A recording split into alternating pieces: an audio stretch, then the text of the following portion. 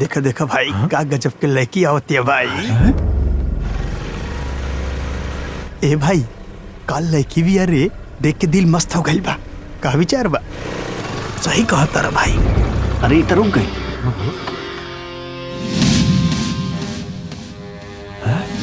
अरे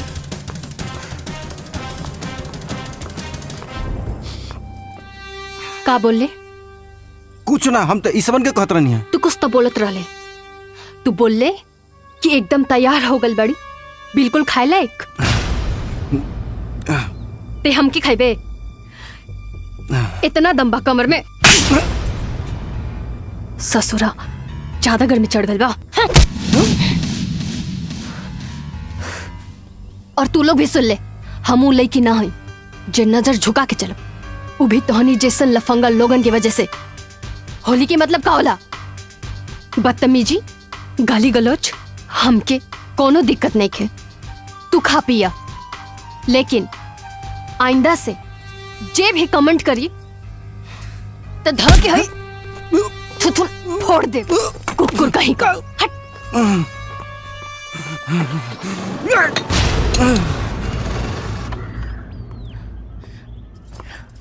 अरे बाप रे। सॉरी सोना। का सॉरी? हम कब से इंतजार करता नहीं और तू अभी आवता। तो के पता बा हम कितना मुश्किल से आयल बनी। अच्छा कोनो बात ना, हम तोरा खातिर कुछ ले आइल बानी। का? ना जे तो ना, प्लीज प्लीज ना। होलिया!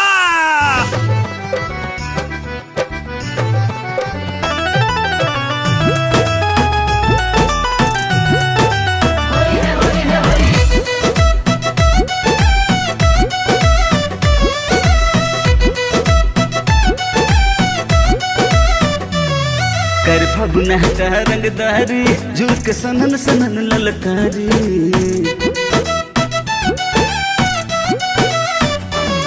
कर फगुना का रंगदारी, झुक सनन सनन ललकारी। रंगवा के ने से छलकाई बाटे, रंग से भरल पिचकारी।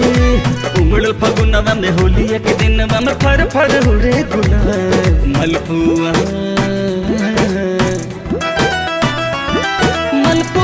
जैसन गाल तोहर, करब लाल लाल हो। मलपुआ जैसन गाल तोहर, करब लाल लाल हो। मलपुआ जैसन गाल।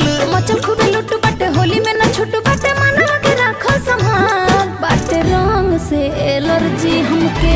छुआ ना गाल, बाटे रंग से एलर्जी हमके। छुआ ना गाल, बाटे रंग से एलर्जी।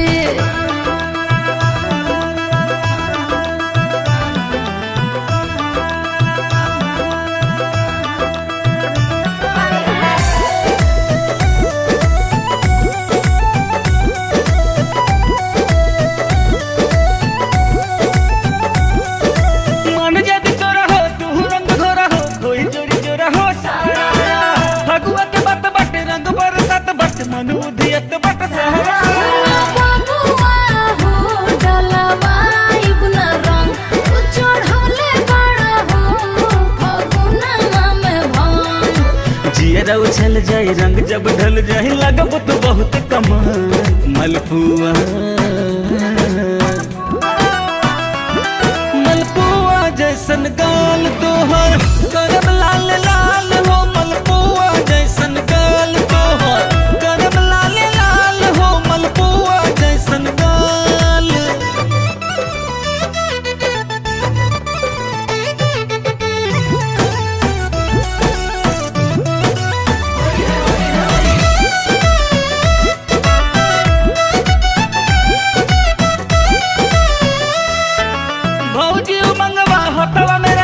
मन सर हंगवा सारा रा, अब तो नहीं लगवा भौजी मोर संगवा। खेल खूबे रंगवा सारा रा।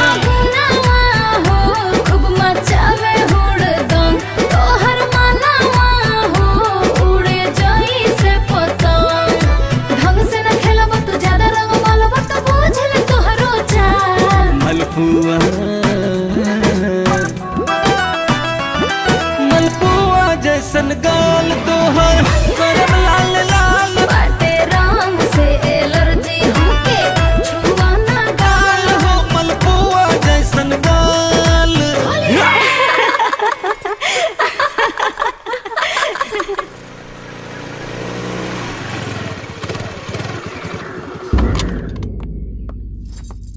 हम तोहरा से परेशान हो गइल बनी। भगवान करे तोहार बियाह हो जाओ। का भइल माई? लइका लोग लइकी के देख के उल्टा पलटा बात करे ले, कोनो नया बात नहीं खे। तुझे कैलू हा वो ठीक नहीं खे। बस यही बात से, यही बात घर के लोग लड़की के कमजोर और मजबूर बना देवेला। लड़का के तो हर तरफ से सपोर्ट मिलेला, तो फिर लड़की के काहे ना मिलेला? हर बात पे लड़की के रोक टोक लगेला, ये मत करा वो मत करा, यहाँ मत जा वहाँ मत जा। आखिर लड़का लड़की में अंतर कौन बात के बा? इहे अंतर बा, लाज शर्म लड़की के जेवर होला और गुंडागर्दी लड़कन के शान। हम ना मानी ले सब, लड़की लड़का से कहीं से भी कम नहीं खे। हम ओकरा के बहुत कम मानी हम। होली रहल यही से छोड़ देनी, दोबारा हमके मिले ना तो इतना मारब कि मारत मारत हॉस्पिटल तक ले जाए। हम केहू से डरे वाला नहीं छी। वाह वाह बेटी, बहुत बढ़िया। आज तुम्हारी बात सुन के हमार टेंशन कम हो गई। हमरा हमेशा लागत रहे कि सुमन और सुरभि के कोनो भाई नहीं खे। लड़की बाड़ी, कोनो मुसीबत आई तो अपन रक्षा कैसे करी है। लेकिन आज विश्वास हो गई कि हमार सुमन बेटा से बढ़ के बाड़ी। जब गांव के लोग बतौलस कि हमार सुमन उ लखेरा के मार्त मार्त सबक सिखा देली, तो हमरा के बहुत खुशी भाई लागल कि बेटी बेटा से कम नहीं खे। हाँ हाँ, बढ़ावत रही बेटी के मन। ऐसे ही पूरा जवार में नाम हो जाई, तब बेटी के शादी खातिर जूता घसीटत रहम।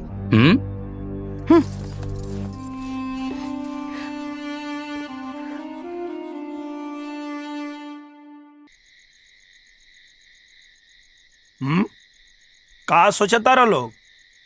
गरम गरम बा, खा ला लोग ना तो सेरा जाई। जीतू, ग्रेजुएशन पूरा होखे वाला बा। आगे की तैयारी के बारे में सोचला? मास्टर की डिग्री लेबा या फिर कंपटीशन की तैयारी? अब ही कुछ सोचले नहीं की। काहे सोचो को तेरा कोनो मुहूर्त निकाल पड़ी का?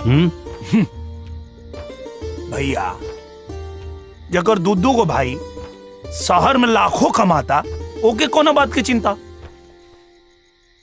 अभी परीक्षा दिले बानी ना, अब जबले रिजल्ट आवता तबले मजा करे दा लोग।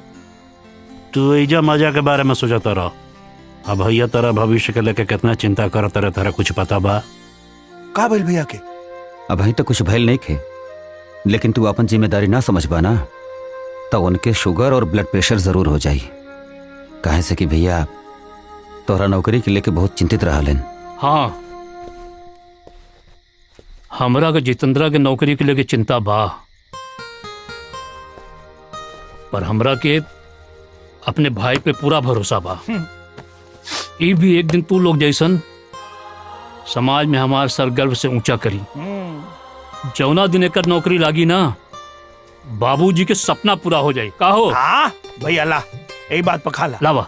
हाँ छोटे चाचू, हाँ तारा के मम्मी बुला रहल बड़ी। अच्छा भैया, हम आवतन भैया। चल चला। देखी, ग्रेजुएशन अगर पूरा हो गई बा, लेकिन बहन भी ये अपने आप के बच्चा ही समझेला। हमरा तो यह ना समझ में आवेला कि अपन जिम्मेदारी कब समझी। भैया, आपके लाड प्यार ना एकरा के बिगाड़ के रख देले बा।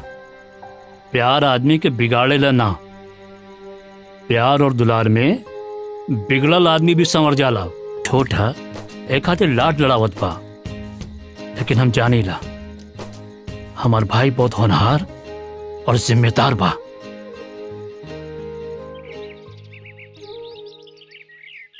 भैया, मेरी होली में गांव में आके बड़ा मजा आई। अगर सरकारी नौकरी के मजबूरी ना रहती तो 2-3 दिन और ही रहती। का हो भैया? बिल्कुल सही। कोनो बात नहीं, तू लोग त्योहार पे आ गए, बहुत अच्छा लागल। ऐसे त्योहारे आ जाल कर तू लोग। जरूर भैया, जरूर। चला, ये सामान उठावा और गाड़ी में रख दो। अच्छा। ए कृष्णा, भैया आई पकड़, सामान उठा के गाड़ी में रख। हम भौजाई को उठा के गाड़ी में रखा। आवा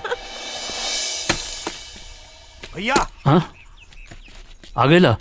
हाँ, और अब आप आराम करा और इधर अब खेती हम करब। का मतलब है तुहार? अरे भैया आज ले बहुत खेती कर लेनी, अब रहुआ आराम करी और हमके खेती करे दी। नहीं, तो क्या खेती नहीं, नौकरी करे के बा। काहे कि हम महेंद्र, हमके बुझाता कि हमारा अंतिम समय आ गई बा। आज हम तोरा से एगो खास बात करल चाहतनी बेटा। बोले न बाबूजी, कहीं का बात बा? बेटा महेंद्र, हर बाप के जवाब दे ही होला मरला से पहले तू अपन बच्चन के अपन पाँव पे खड़ा होके के हुनर सिखा दे। लेकिन ये जवाबदेही हम ना निभा सकनी बेटा। यही से आज ये जवाबदेही की जिम्मेदारी तोहरा कंधा पे सौंप के जात है। आज एगो वचन अपना बाप के दे दा बेटा, हमरे पे बड़ा उपकार होत। आप तीनों भाइयन के खूब पढ़ैया लिखैया, शहर भेज करके अच्छा नौकरी दिलैया। ये हमके वचन दा बेटा, वचन दा बेटा। हम वचन देता नहीं बाबूजी, वचन देता नहीं। भैया कहाँ घूमोगे दा? देखा जितेंद्र, तो हर दोनों भाइयों की नौकरी लाग गेल बा। अब तोहार भी नौकरी लाग जाई तो बाबूजी के दियल हमार वचन पूरा हो जाई। अरे वचन राउर पूरा हो गेल बा भैया। रउआ हमरा के लायक बना देले बानी कि हम आज चाहे तो आज नौकरी कर ली। हम चाहते हैं कि हम खेती करी। नहीं, तो क्या खेती नहीं? खेती में कुछ नहीं रखल बा, ये घाटा के सौदा बा। किसान कितना भी मेहनत काहे न कर ले, 2 जून की रोटी से ज्यादा न कमा सकेला। एक खातिर कहत बानी, तू अपन दोनों भाइयों जैसा नौकरी करा और अपन भविष्य उज्जवल बनावा। भैया तनी एक बात गौर से सोचा, नौकरी बा कितना? 1000 वैकेंसी निकलेला तो 2.5 करोड़ लोग परीक्षा देवे बैठेला।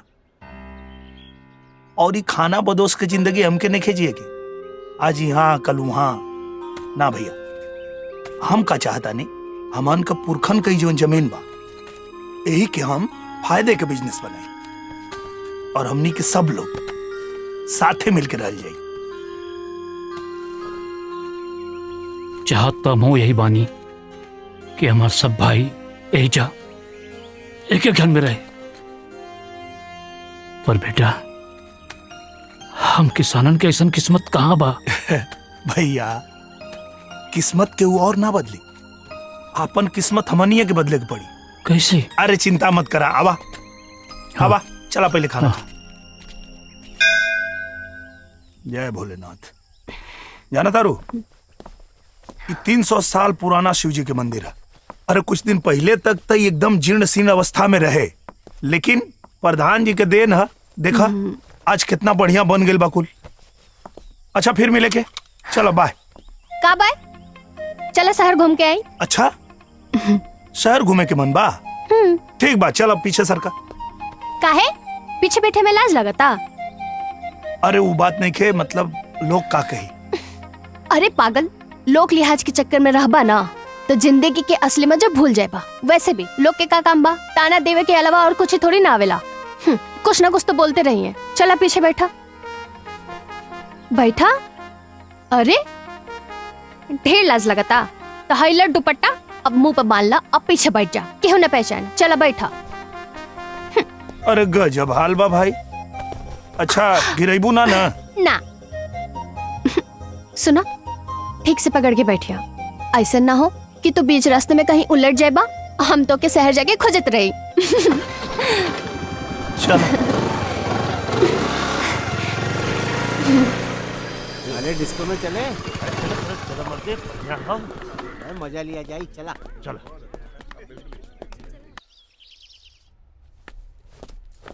अरे भौजी नमस्ते। आप बहुत अच्छा खेलू है, बहुत जोर से भूख लागल रहे। अब 1 मिनट, उठा ओइजा बैठा। काहे? ई भैया के सीट हा, तोरे खातिर हम दूसर थाली ले आवतनी।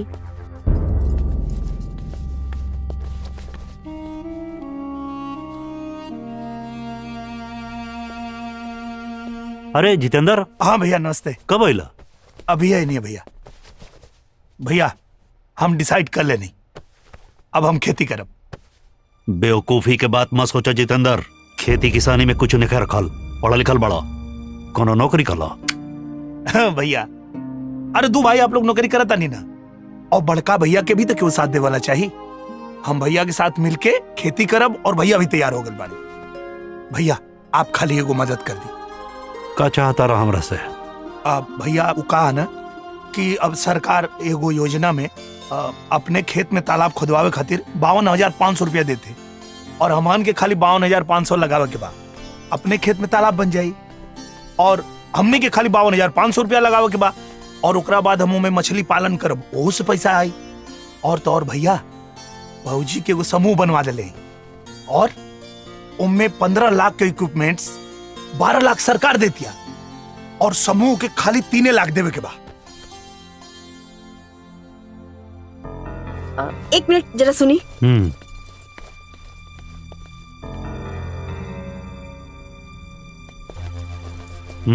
खबरदार जी ट्रैक्टर दिलवाई नहीं, कुछ ना होई उनकरा से, और लोन के पैसा आपके ही चुकाए के पड़ी। अब ही नहीं समझा दी, जाइए जैसे। अरे जाइए।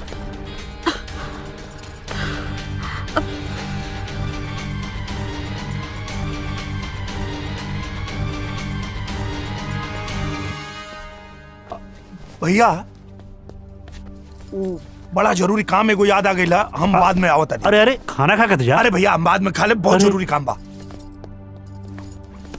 अच्छा भइल चल गई। ई सब के चक्कर में पड़े के कोनो जरूरत ना बा। पहले भी हमने कोनो कम मदद ना कहीं इनकर। अरे कबो खाद खातिर, कबो बीज खातिर, कबो घर के मरम्मत खातिर, और हर महीना 25-30 हजार रुपया तो देते बानी।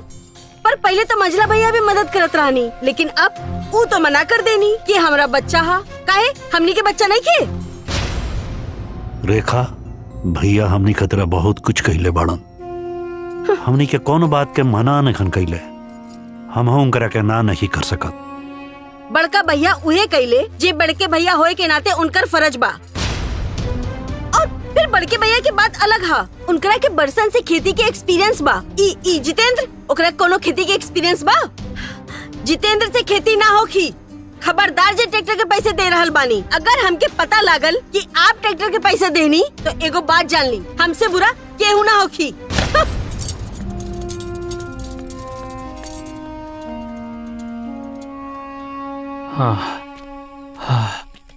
महेंद्र भैया गजब हो गई। का भइल? राम असिर भैया फांसी लगा लेलन। का? हाँ भैया। चलो। हाँ। बाबूजी हो बाबूजी, बाबूजी,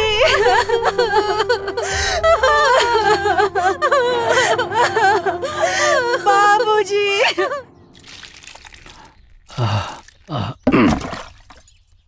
द ले।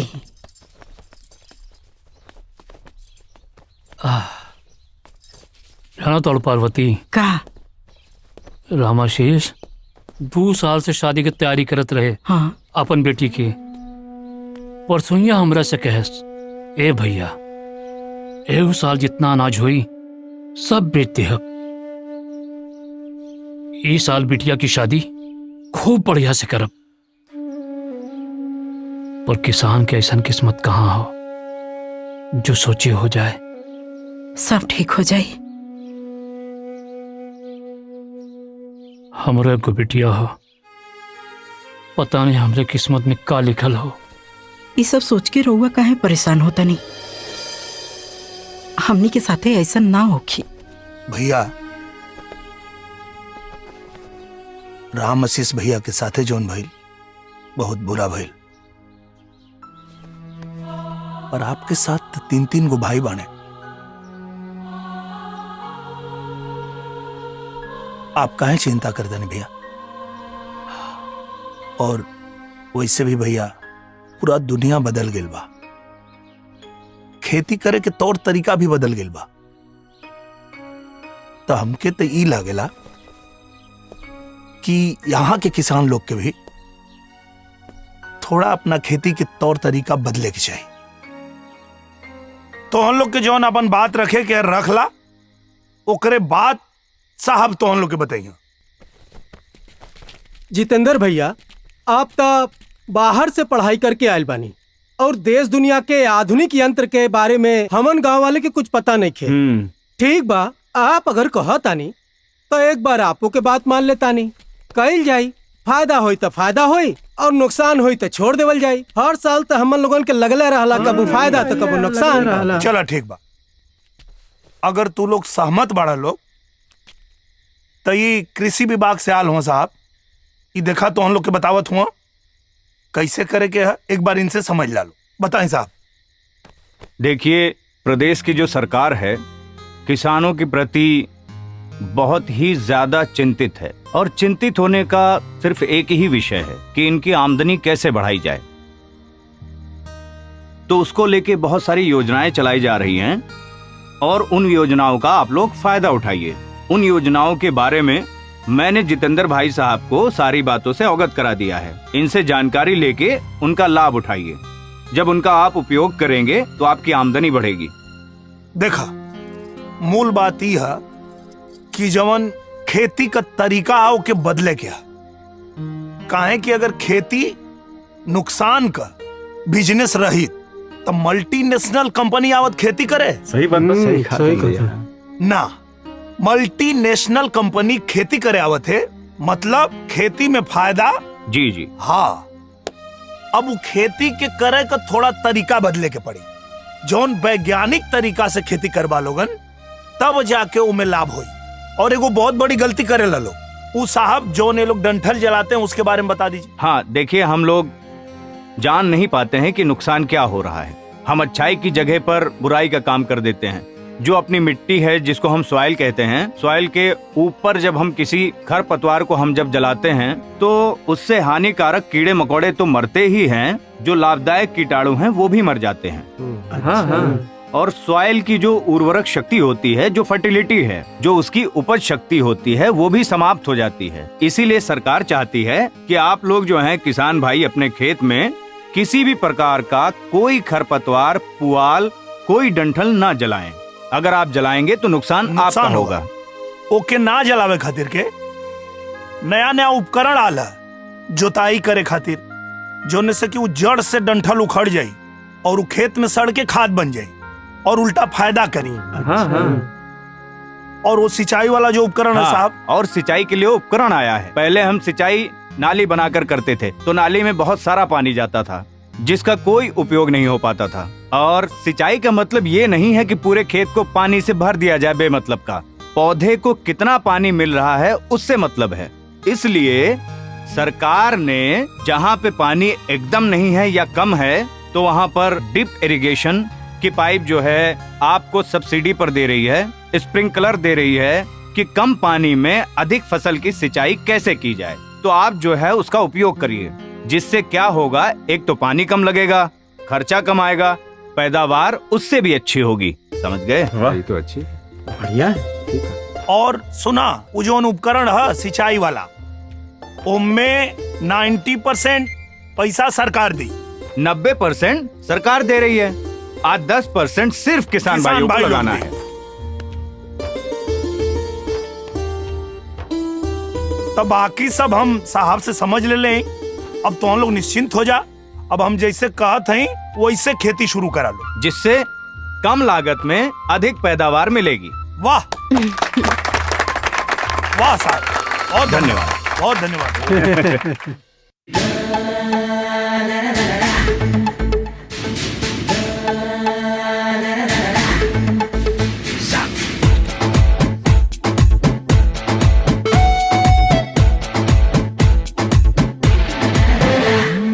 मिट्टी नहीं ये सोना है, फिर किस बात का रोना है।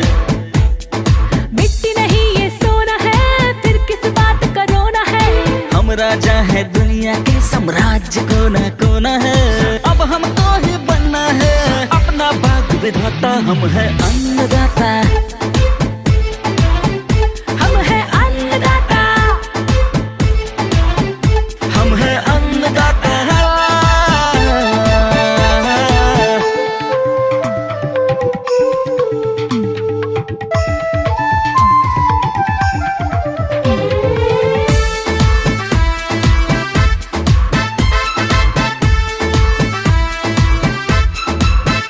देखो बदला है जमाना, छोड़ो अपना राग पुराना, अब क्यों हमको हमको हमको रहना पीछे। विज्ञान की मारा मारी, हम भी बदले खेती बारी, क्यों ना हम भी नए दिखाए कीजिए। नए नए बदलावों से हम भी जोड़े नाता, हम है अन्नदाता, हम है अन्नदाता, हम है अन्नदाता।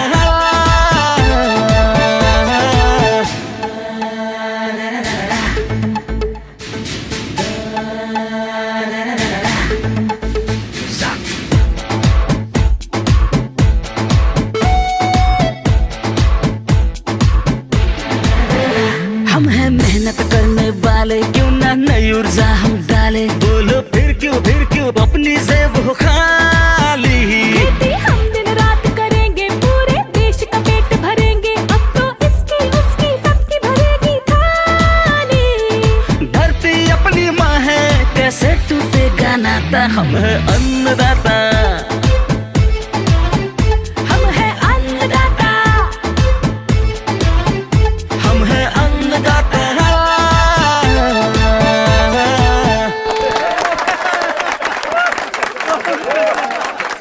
महेंद्र, ए महेंद्र, महेंद्र।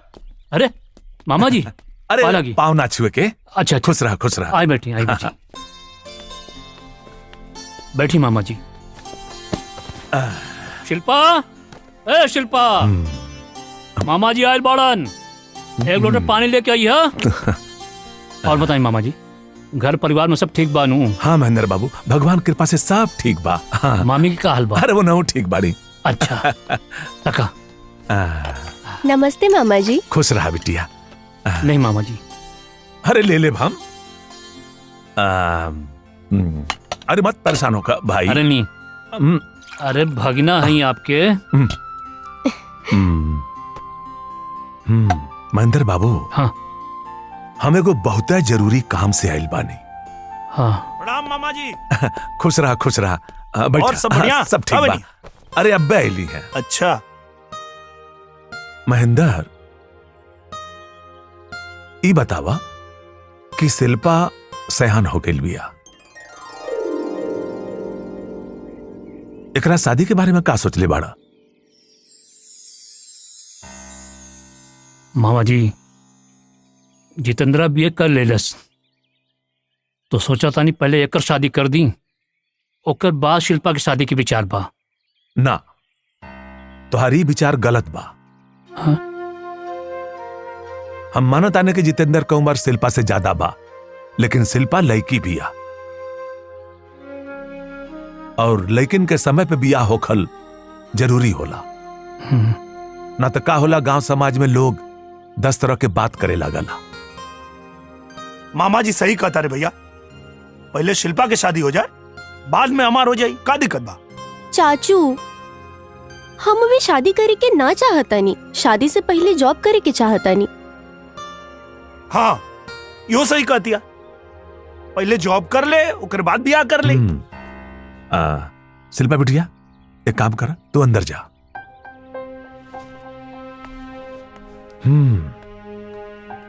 महेंद्र को बात कही। हाँ। लड़की जब सयान हो जाली ना, तो ओकरा खातिर अच्छा लड़का मिलल बड़ा मुश्किल हो जाला। अब फिर हमनी के समाज में लड़की के जॉब से ज्यादा शादी जरूरी होखेला। लेकिन मामा जी जितेंद्र, तोरा के गांव समाज के बारे में ज्यादा जानकारी नहीं खे। मामा जी ठीक कहत बाड़े, तू एगो काम करा, भाभी जी से बोल के नाश्ता लेके आवा। जा जा। जी ठीक बा, ठीक है मामा जी। महेंद्र, हाँ हमरा नजर में एगो लइका बा। हाँ यही खातिर हम आइल बानी। लइका इकलौता बा, इंजीनियर हवे। अच्छा। घर के 40 बीघा खेत भी बा। अच्छा। और लइका देखे में भी सुंदर बा, घर द्वार भी अच्छा बा। हाँ। कम दान दहेज में पट भी जाई। हम तो ये कहब कि चल के देख ला, अगर मामला जम जाई तो चट मंगनी पट बिया कह के गंगा नहा ला। हम कल आपके साथ लड़का देखे चलब। तो ठीक बा। हाँ।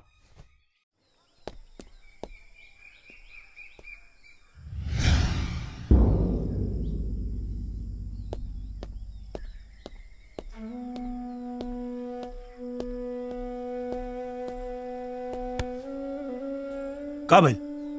चाचू, हम अभी शादी ना करब। शादी से पहले अपना पाँव पे खड़ा होके के चाहता नहीं। प्लीज चाचू, शादी रुकवा दी ही। अरे मैं परेशान होके का बात बा? हम बात करब ना भैया से। पागल, चल।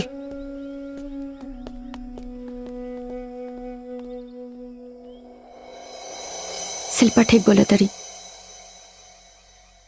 बड़ा बड़ा शहर में देखा लड़की सब कहाँ से कहाँ पहुंच गई बाड़ी। बैंक से लेके एरोप्लेन तक उड़ा रहल बाड़ी। आ गांव की लड़की आज भी चूल्हा और चौका में फसल बाड़ी। लड़का लड़की में जब लड़की के घर वाला ही लड़की में इतना फर्क करी तो लड़की के ओकर ससुराल वाला लड़की के संगे पराया व्यवहार काहे ना करी। हम शिल्पा के साथ बने, ओकरा पहले नौकरी करे के चाहिए।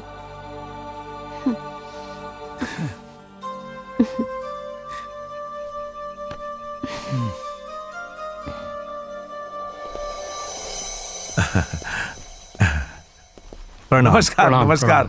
आई। ई बाड़ा विशेषर बाबू। अब में कोनो दिक्कत ना भइल? अरे जब मामा जी साथ बाड़े तो दिक्कत के सवाले जी। नहीं के उठत। आए बैठे। जी आए आए।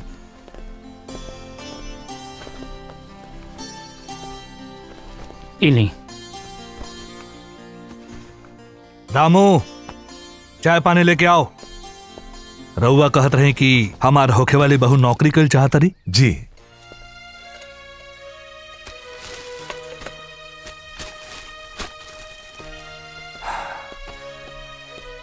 बहू नौकरी कर चाहत रही, हमारा कोनो एतराज नहीं खे।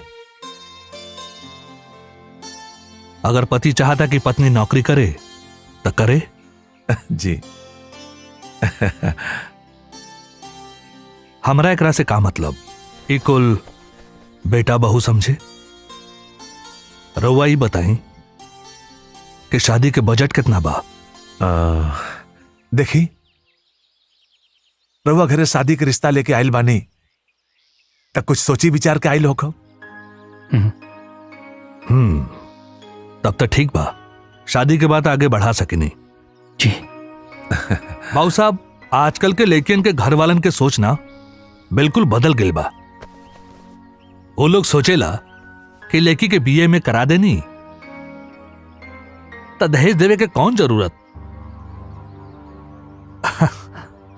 लड़का भी पढ़ल, लड़की भी पढ़ल, दोनों परिवार मिलकर उन लोग के शादी के खर्च उठा ली ही। लेकिन हम ऐसा ना करब। हम कड़क नोट के गड्डी गिनवाए, कहे से कि लड़का लड़का होला और लड़की लड़की। कौनो भी जन्म में लड़का लड़की के बराबरी ना हो सकेला। हम का कहत हई, समझत बानी ना? जी हाँ, सब समझ में आ रहल बा। देखी, इस सब का आप चिंता छोड़ दे। ई भले किसान बाड़ा, गांव में रहेलन, लेकिन इनकर दूगो भाई नौकरी में बाड़े। तो जौन मार्केट रेट चल रहल बा वो सब दिहल जाई आपके। रउआ ई बताई कि लड़की देखे खातिर कब आई? लियो लियो लियो। अरे बेटी के घरे का पानी ना पियल जाला, डहरी में तो पानी पियल जाला, और कंजूस मामा ना कुछ खियले हुई है ना पियले हुई है। क्या हो गई? काम की बात सुना। अच्छा अच्छा। परसों लड़का के बाबू शिल्पा के देखे आ रहल बाड़न। रहुआ बढ़िया से देखनी है ना, काहे कि बाबू आजकल तोहरा पता बा ना कि शादी ब्याह में लड़का देखे में बड़ा धोखा हो रहल बा। अरे लड़का कुछ और करता, बतावल कुछ और जाता। लड़का वाले मामा जी की पहचान के बाड़न। अच्छा। हम छानबीन कर ले बानी। अच्छा। ई देखा लड़का की फोटो। अरे वाह, फोटुआ में तो बड़ा सुंदर दिखा था। बहुत अच्छा बानू, बहुत बढ़िया बा। बहुत बढ़िया। शिल्पा केने बाड़ी? अब भीतरे बा पढ़त हुई। शिल्पा, ए शिल्पा, यहाँ आवा। आओ आओ भाग क्या आओ। ई देख भैया तोरा खातिर लड़का देख के आइल बाने। शिल्पा, तो के कौनो बात की चिंता करे के जरूरत नहीं खे। लड़का वाले तोरे नौकरी के खिलाफ नहीं खन। तुझे चाहत आरू ना उहे हुई। मतलब लड़का वाला समझदार बाने। वाह, बहुत अच्छा। और दान दहेज के सब बात कर लेनी है ना? ज्यादा नहीं खे, औकाते भर बा। मतलब दहेज भी लिया सब? बिना दहेज के शादी क्या कराता? एसपी, डीएम, जज सब बिना दहेज की शादी नहीं क्यों करत? जो समाज के दस्तूर बना वो तो निभाए के पड़ी। बाकी हमके दहेज की चिंता करे के जरूरत नहीं खे। हमारे दोनों भाई पैसा के इंतजाम करे से पीछे ना हटिए। वो दोनों तो हमसे कितना बार कहलन, ए भैया शिल्पा की शादी की चिंता करे की जरूरत नहीं खे। हम कल सुरेंद्र और राजेंद्र के पास जाता नहीं। ऐसे क्या करे के हुई हो जाके सब समझाता नहीं।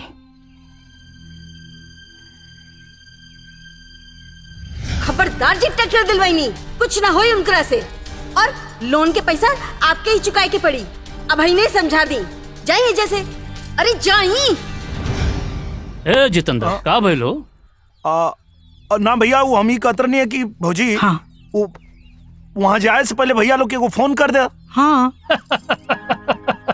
जितेंद्र, हम बात कर ले बानी। और यो संजोग देखा कि सुरेंद्र भी राजेंद्र के घर आवे वाला बा। दोनों से एक जगह मुलाकात हो जाई। कम से कम फोन करके ही तो बता दा कि बहनी की शादी तय हो गई। पागल बड़ा हैं? ये सब बात फोन पे कर जाला हैं? हम जाता नहीं ना, हम सब बतिया ले। ठीक बानू, तू चिंता काहे करत बड़ा?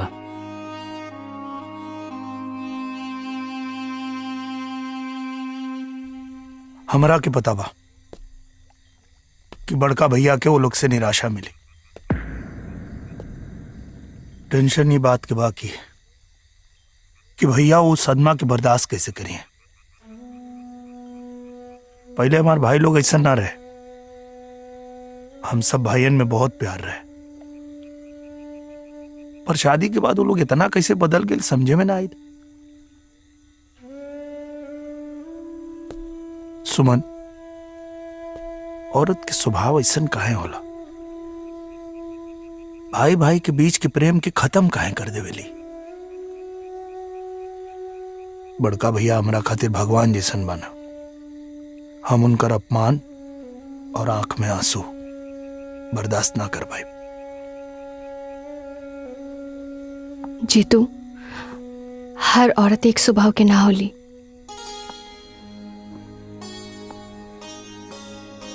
जीतू, तो हर बड़की भाभी भी ता औरत बड़ी ना। जे भी हो रहल बा ओमे तो हर दोनों भाइयन के कम दोष नहीं खे। वो अपना बड़का भैया के प्रेम और त्याग कैसे भूल गईले?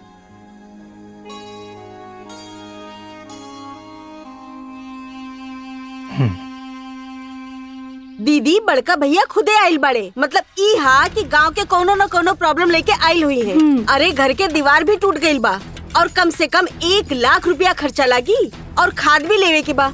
सही कहता रू छुटकी। हम तो करीना के पापा से कह देले बानी कि बहुत हो गई। अरे जब हमने के बच्चा लोग छोट रहे तो ओखनी के खर्चा कम लागत रहे। अब वो लोग भी बड़ हो गइल बा, स्कूल के खर्चा भी बढ़ गइल बा। और हमने के एगो बेटी भी बिया ना, ओकरो भी शादी ब्याह करे के पड़ी। हाँ, और जब अभी से हाथ बचा के ना रखब तो कैसे शादी हुई? अरे चाहे जितना बचा ला, शादी में कम से कम 15 से 20 लाख रुपया लग जाला।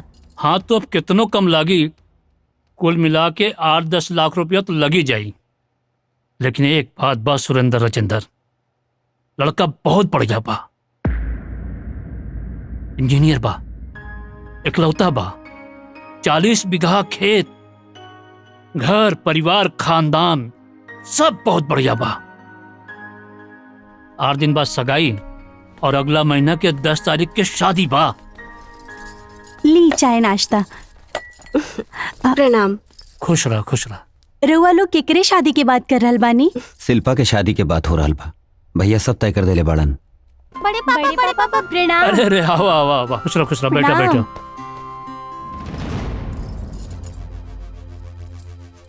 एक मिनट सुनी, तनी अंदर आई ना।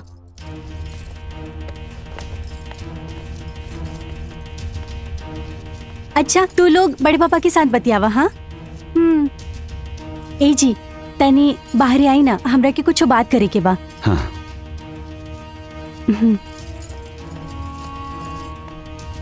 भैया आप चाय पिया, हम आवता नहीं।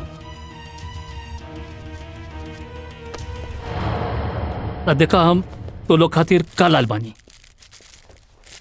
ई देखा, ई तोहरे खातिर आई, तोहरे खातिर।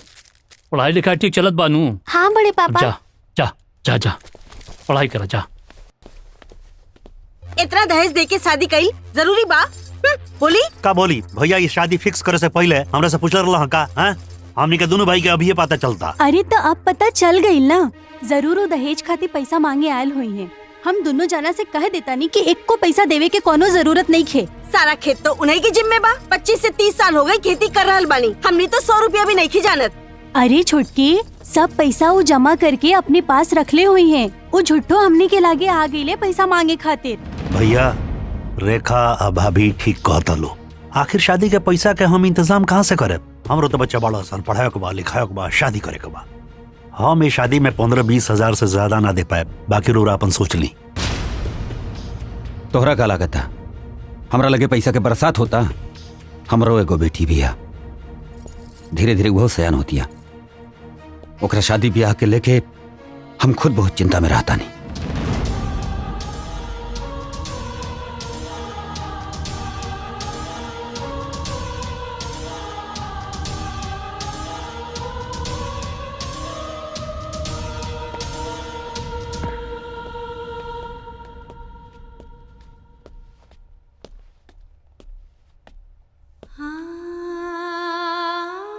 भैया चाय ना लाने रो रहा? ना राजेंद्र, चाय ना पियब, गैस हो जाला। डॉक्टर पिए खातिर मना कह बा। अच्छा हम अब चलत तानी। आप भैया इतना जल्दी? हम खबर देवे आयल रानी, बाकी सब लोग सगाई में जरूर आइया और बच्चन के भी ले आइया। ठीक बा, चला तानी। प्रणाम। खुश रह। प्रणाम। खुश रह।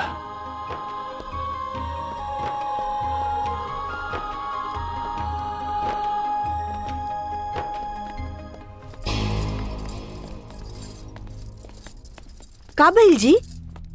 भैया हमनी के बात सुन लाल है, यही से नाराज हो गई ले। ठीक भइल जे सुन लेनी, हमनी के मना तो ना करे के पड़ल।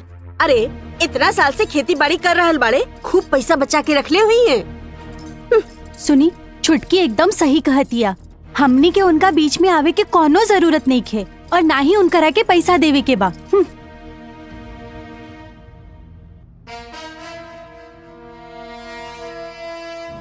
के घर घर ना होला। हाँ। हमार बात मानी, महेंद्र के बियाह करवा दी।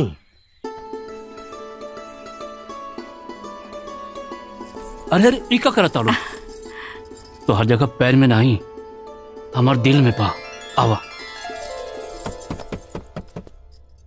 क्या हो सकता? अरे तू लो, भैया भैया हम कमरा में ना सुतब, हम तोहरे लगे सुतब, हमनी के डर लागता। आवा, आजा आजा।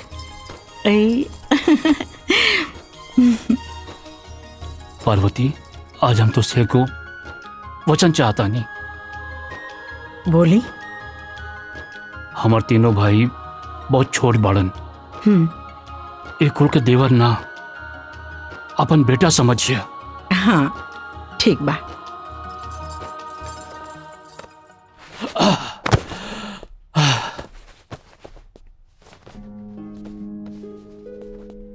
सेठ जी, इतना कम कीमत पे हम अनाज एक खातिर देनी है कि परसों हमको अपने भाई के पैसा भेजे के हो।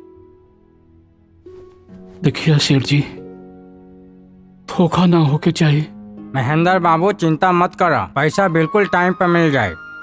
ठीक बा, चलो तानी। पार्वती, ये देखा हमार कुर्ता पीठ पे से चसक गइल बा, एकरा के तनी सीधा। ये कुर्तवा कितना पुरान हो गई, दूसर काहे नहीं ले लेत? तू तो जाने लू, हमरा के सुरेंद्र राजेंद्र के अच्छा से पढ़ावे के बा। बाबू इतना देर हो गई, अभी तक तो हर भैया ना आए नहीं। आज आगे ले आ गई नहीं? हाँ। देवर जी लोग से बात हो गई, पैसा के इंतजाम हो जाए ना?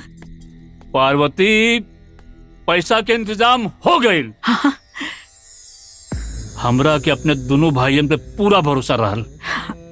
अरे शादी की बात सुन के इतना खुश भइलन, ई देखा मिठाई देला ना। हाँ। कहे लगना ये भैया, शिल्पा के शादी में कोनो कमी ना होके दियल जाई। इतना धूमधाम से शादी कल जाई, इतना धूमधाम से कल जाई कि पूरा गांव में ऐसा शादी ना भइल हो। हमार गला सूख रहल बा, तनी पानी लेके आवा। हाँ लेके आओ तनी।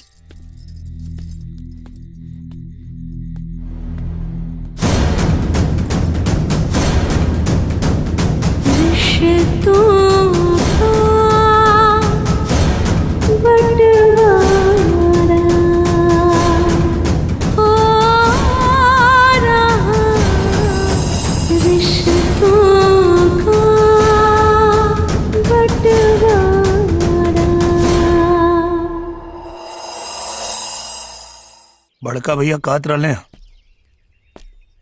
कि दोनों भैया लोग मान गए बा और कहल लोग कि शिल्पा के शादी में कोनो दिक्कत ना आवे दी लोग। लेकिन हम बड़का भैया के चेहरा पढ़ लेनी, बड़का भैया झूठ बोला तारे। जरूर दोनों भाई मना कर दिले हुए हैं। अब बड़का भैया के टेंशन कैसे दूर करी, यह समझ में नहीं आवत। दहेज लड़का लड़की के परिवार खातिर कितना बड़ दुश्मन बा, आज ही बात हमके समझ में आ गई। पता ना कि लड़का लड़की के बीच में इतना बड़ भेद कैले बा, लेकिन जे भी कैले बा वो लड़की के बहुत बड़ दुश्मन हुई। हमके तो हमार दोनों भाई लोग दुश्मन लगता। भैया और भौजी कहा ना कैलो लोग खातिर, और आज भैया भौजी के तपस्या के ये सिला दे रहल बालो। और दोनों के हम कबो माफ ना करब।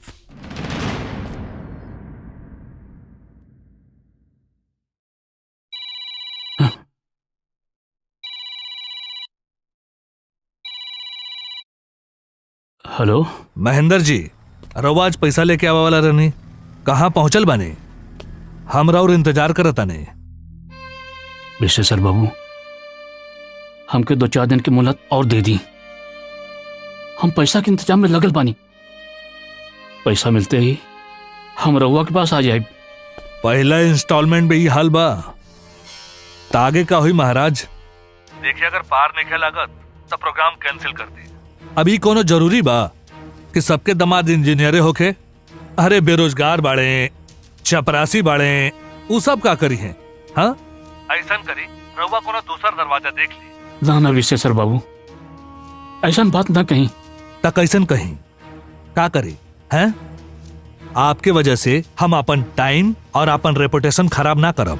बस हमके हमके एक मौका और दे दी, 2-4 दिन। ठीक बा, लेकिन एक बात कान खोल के सुन ली कि शादी से पहले हमरा के पूरा पैसा मिल जाए के चाहे। पूरा पैसा मिली तभी यहां से बारात उठी। और हाँ, ओ समय अपन इज्जत और प्रतिष्ठा के दुहाई मत देवे लागब, काहे कि हम पैसा कौड़ी के मामले में बहुत सुलझल आदमी बानी। ना ना, ऐसा कछु ना होई। बेटी की शादी का मामला बा, हम जल्दी ही आपके पास आवतानी। ठीक बा, प्रणाम।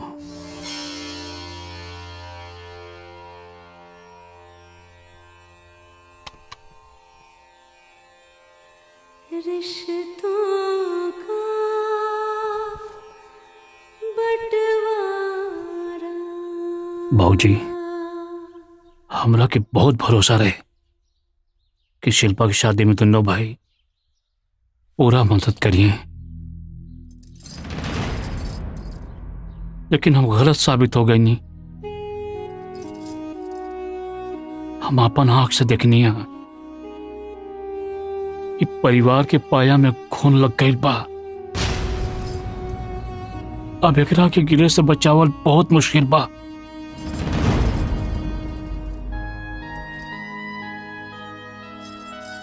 ए जी,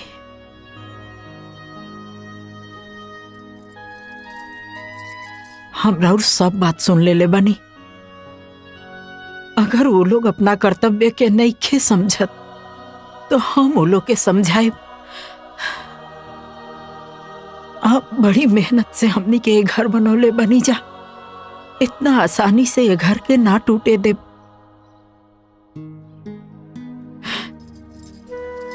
हम वो लोग से बात करब।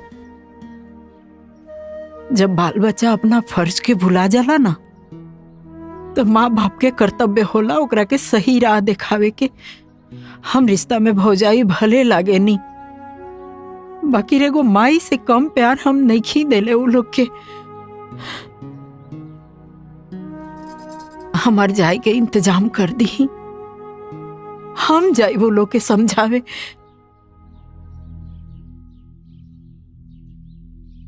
का समझेबू हैं? वो सब बच्चा ना रहल, बड़ हो गई बा, हमसे भी ज्यादा समझदार। शिल्पा के माई, पंछी के बच्चा के जब पर आ जाला ना, तो अपन घोंसला छोड़ देला और फिर कबहू वापस ना आवेला। यह संसार के रीत बा। लेकिन पंछी और मनुष्य में अंतर बा ना। जमाना बदल रहल बा, एक खातिर अंतर भी बदल रहल बा। हम तो सुन ली कि बड़ा बड़ा शहर में बच्चा लोग अपने माँ बाप के घर से बाहर कर देले। लेकिन ये तो गलत बात बा ना।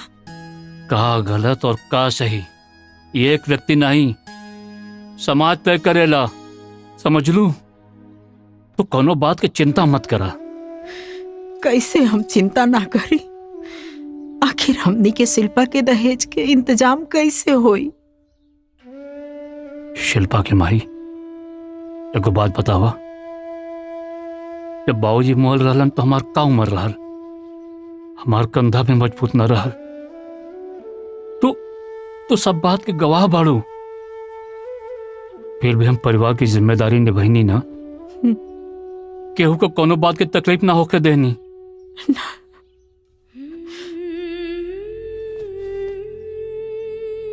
बाबूजी के बोझ तो हम उतार देनी।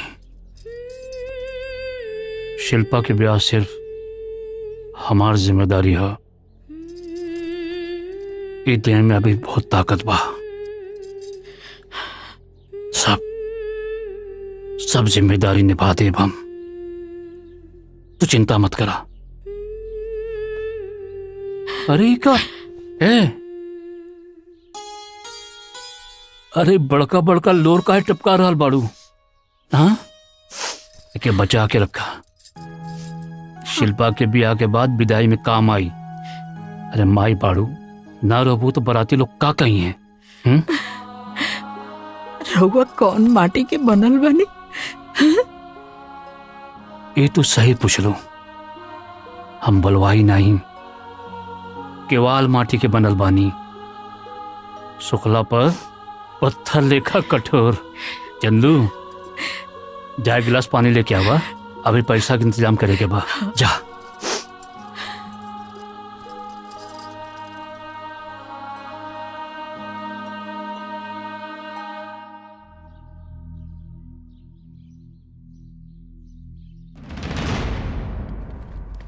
नमस्कार सेठ जी। नमस्कार भैया, नमस्कार। बैठी महेंद्र जी, बैठिए। सेठ जी, पैसा दी, हमका जल्दी बा। अच्छा अच्छा, ये ले। ई का बा सेठ जी? तोरे ऊपर संदेह करे के कोनो जरूरत नहीं है। जैसे आप 4 भाई बानी, वैसे हमरो 2 भाई बाने। रुपया पैसा के मामला बा, कागज बनावे के पड़ी।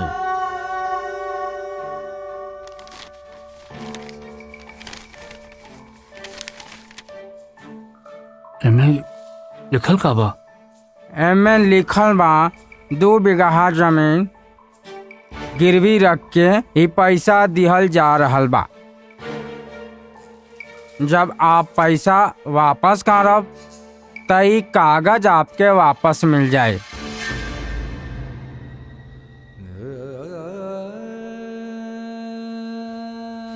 नहीं,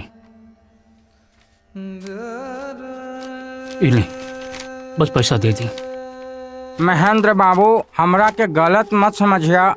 जैसे आप मजबूर बानी, वैसे हमहू मजबूर बानी। ये आपस के बात है, कोनो बाहर के ना है। ये हमनिए तक रही।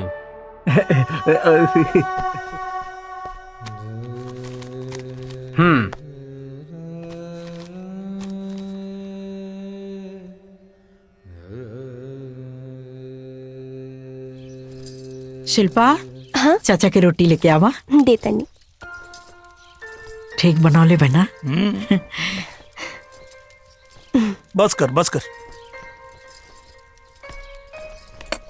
पार्वती, हाँ पैसा आ गए। सुरेंद्र राजेंद्र पैसा भेज दिलन है। हाँ, हमका लड़का वालन के पैसा दे खातिर आजे जाए के हुई। हाँ। जल्दी से एगो धोती कुर्ता निकाल दा। हाँ, हम तैयार होत बानी। चले, हम देता नहीं। दे क्या होता नहीं।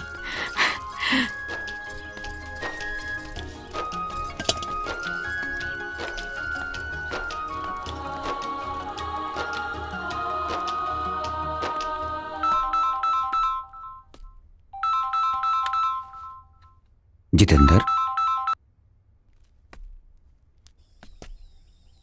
हाँ भैया, प्रणाम। हाँ बोला जितेंद्र। बहुत धन्यवाद भैया, आप लोग तिलक खातिर पैसा भेज देनी। पैसा भेज देने? अरे हम आप लोग के बारे में एकदम गलत सोचत रहनी भैया। आप लोग के खातिर आज मन में सम्मान बढ़ गया। धन्यवाद भैया, प्रणाम। काजी, केकर फोन रहे? हाँ, जितेंद्र के। का कहलन?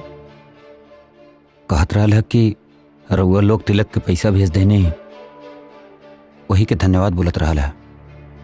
लेकिन हमने के तिलक के पैसा मतलब हम तो भेजले नहीं थे। राजेंद्र भेजले बा का? रुका, पूछा था नहीं।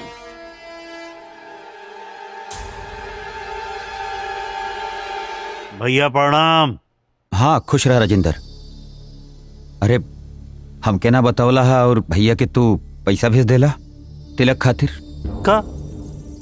बड़का भैया के पैसा हम भेज दी। हाँ ना तो जितेंद्र तो बतावत रहल कि तिलक के पैसा आ गइल बा और धन्यवाद बोलत रहल है। का? जितेंद्र कॉलसिया कि बड़का भैया के पैसा हम भेजले बानी। अरे भैया, हमारे लगे पैसा कहाँ बाकी हम भेजब। अच्छा ठीक बा, तू चिंता मत करा, हम पता लगाओ था नहीं सच्चाई का बा। ठीक बा भैया।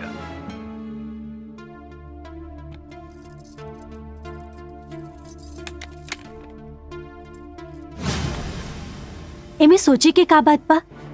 हम कहले ना रही वो पैसा जमा करके रखले हुई हैं।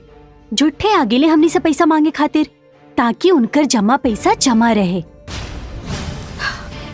ओहो, ई तो बहुते चालू बानी बड़का भैया और भाभी। और तू उनकरा के बहुत भोला भाला समझत रहला ना, देखला।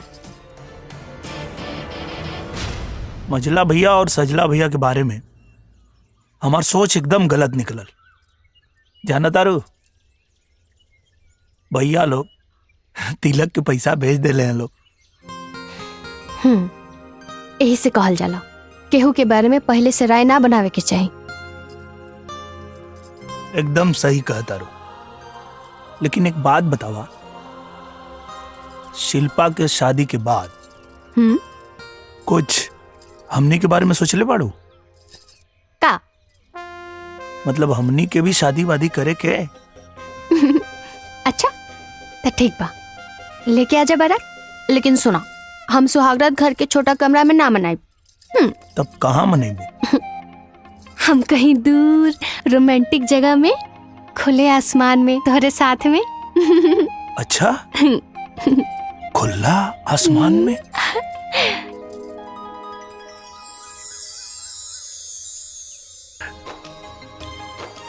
जोड़ी निमन लागता।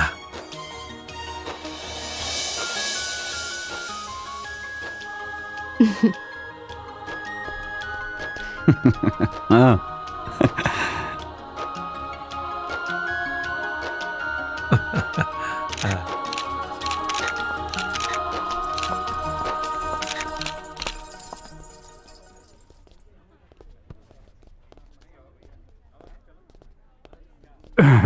ए सुरेंद्र भैया, जौन सगाई हो रहल बा ना, तू हमारे बड़का भैया के वजह से हो रहल बा। का? हाँ। का कहता तू? अरे महेंद्र भैया ना हमारे बड़का भैया के लगे आयल रहना।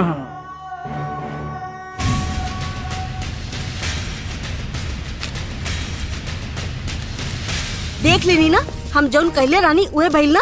ऐसे नहीं करके उस सब के हिस्सा हड़प जाइए।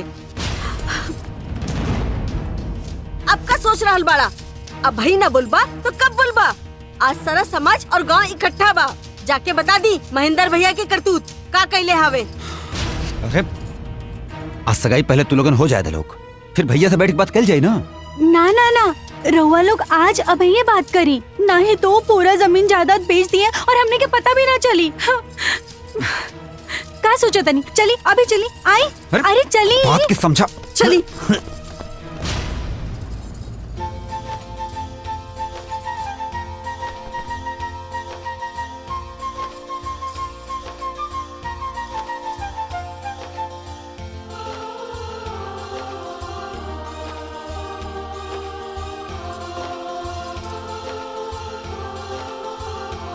बंद कर अलवानी साहब। सब केहू अपना अपना घरे जाओ। सगाई के रस्म बाद में होई, पहले बंटवारा होई। ये का बात करता रहा? का बकवास करता रहा तू लोग? जितेंद्र भैया हमने की धोखा दिले बड़न। धोखा? कैसन धोखा? हमने के बिना बतावले जमीन गिरवी रख दिले बड़न भैया।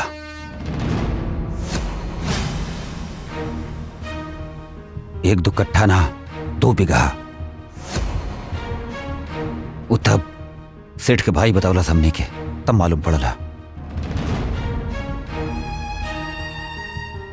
लेकिन पैसा तो तू लोग भेजे रहला ना, हमने कोनो पैसा ना भेजले रहनी जा। वो तो तुम्हार फोन आया तब हमने के मालूम पड़ला। तब जाके हमने के माता ठनकल की भैया के पास इतना पैसा आयल कहां से आओ।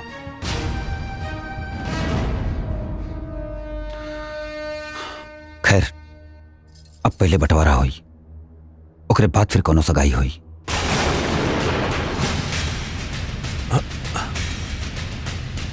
दिमाग खराब हो गई बा तू लोग के?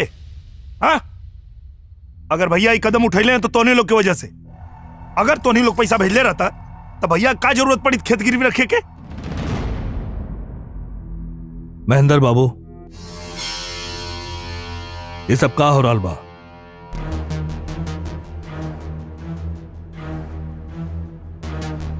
सुरेंद्र, राजेंद्र,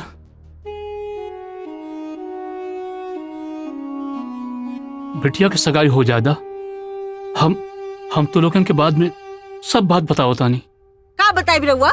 हमनी के सब पता चल गई। अब पहले बंटवारा होई, ओकरा बादे कुछ और होई। का महाराज चला लोग जी अपन सहोदर भाई के साथ इतना बड़ धोखा कर सकेला, वो बाकी लोगन के साथ का करी।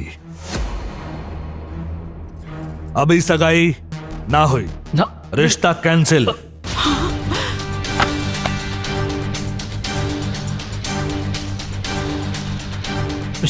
चलो लोग, चल बेटा। लेकिन बाबूजी अब का भाई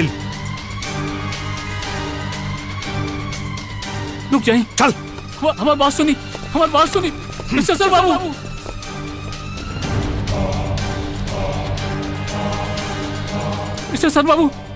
मिस्टर बाबू रुक जाइए।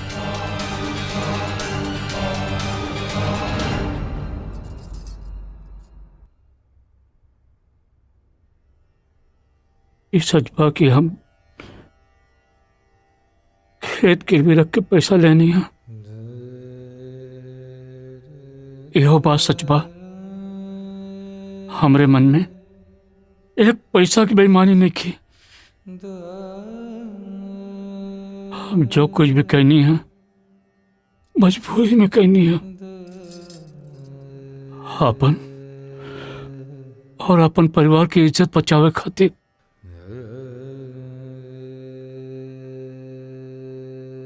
भाई तू लोग भरोसा रखे, हम पैसा देके खेत छुड़ा ले तो इन लोग की इज्जत पे आंच ना हवे दे।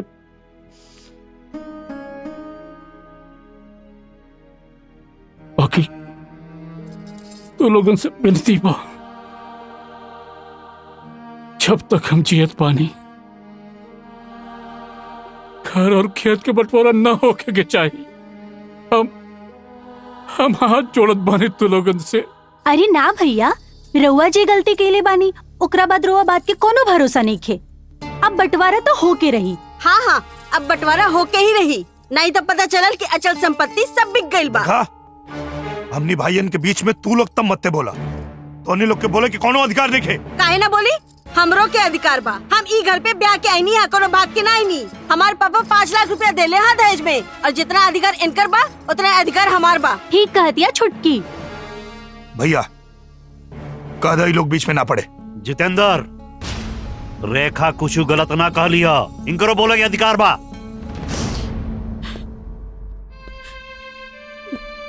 तो अन्य लोग के का लगा था? भैया जोन कैले वो गलत कैले, भैया जोन भी कैले हाँ एकदम सही कैले। अपने हाथ में रहा जितेंद्र। कहा हाथ में रह के बात करी, कहा हाथ में रह के बात करी। हमरा पता ना रहे कि तू दोनों लोग एकनी के गुलाम हो गए वाला लोग। जितेंद्र! सुरेंद्र! छोट हो गए, बड़ भाई से बात करके लिहाज भूल गए बड़ी थे। अरे ये सब का हो तो? हमने सामने तो लोग मारपीट करत बाड़ा। अरे हम बाबूजी के वचन देले रहनी कि जब तक जिया बंटवारा ना हो के दे, और हमने सामने तो लोग लड़ाई करत बाड़ा। हम ये बंटवारा ना हो के दे। भैया हो गए, भैया भैया बुलाओ जल्दी। भैया देख लेनी दीदी, पसार देनी नया नाटक। भैया भैया भैया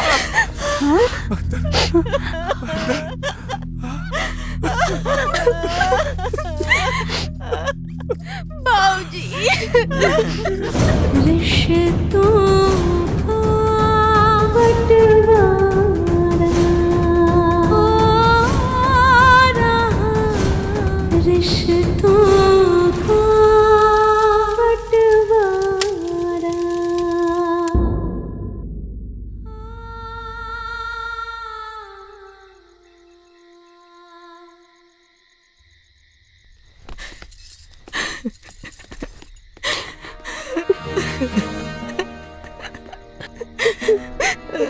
मत रो।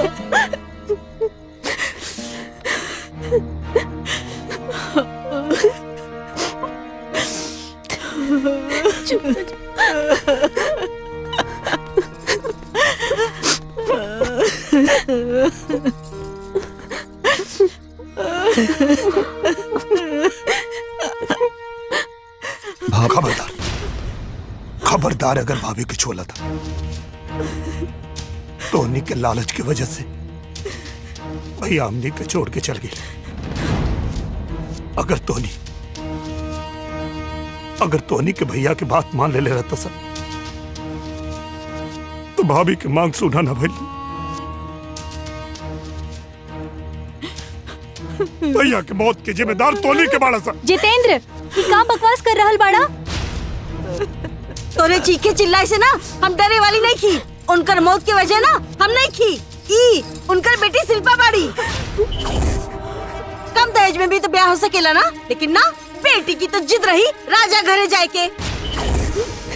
जा राजा के घरे, बाप के पहुंचा दे लो भगवान के घरे।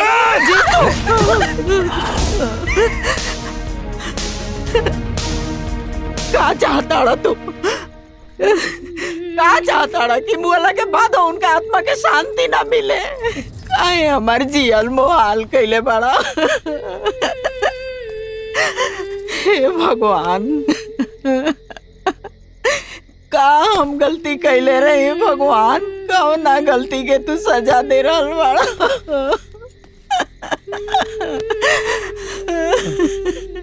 चुप हो जा। चल छुटकी, इकनी से तो मुंह लागल भी बेकार बा। चल यहाँ से चल।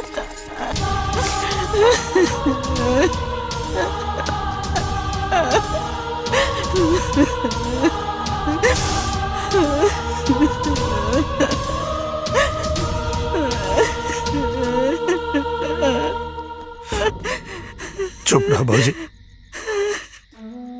पापी लोग के मासूम बच्ची पर भी दया नहीं किया। बाबू, हमार बाबू।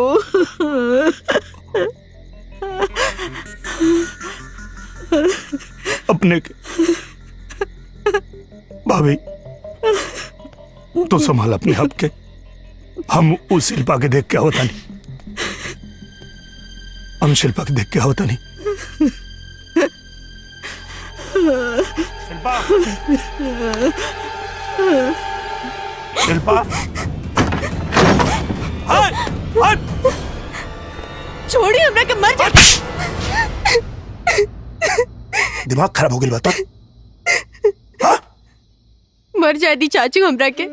हमरा वजह से हमार बाबूजी हमनी के छोड़ के चल गईले। हम बानी घर के बर्बादी के जिम्मेदार। एक बार भी ना सोच लो भैया हमनी के छोड़ के चल गए। और अब तो फांसी लगावे चाहता रू। एक कुबर ना सोच लो तू। बाबूजी के का हाल हो, हमें दुनिया के काम मुंह दिखाए। अरे पागल, भले भैया ये दुनिया में नहीं खन, लेकिन हम अभी जिंदा बानी। और जब तक हम जिंदा बानी तो अन्य के कोनो चिंता करने की जरूरत नहीं है। अब समझ कि हम ही तोर बाप बानी। चाचा,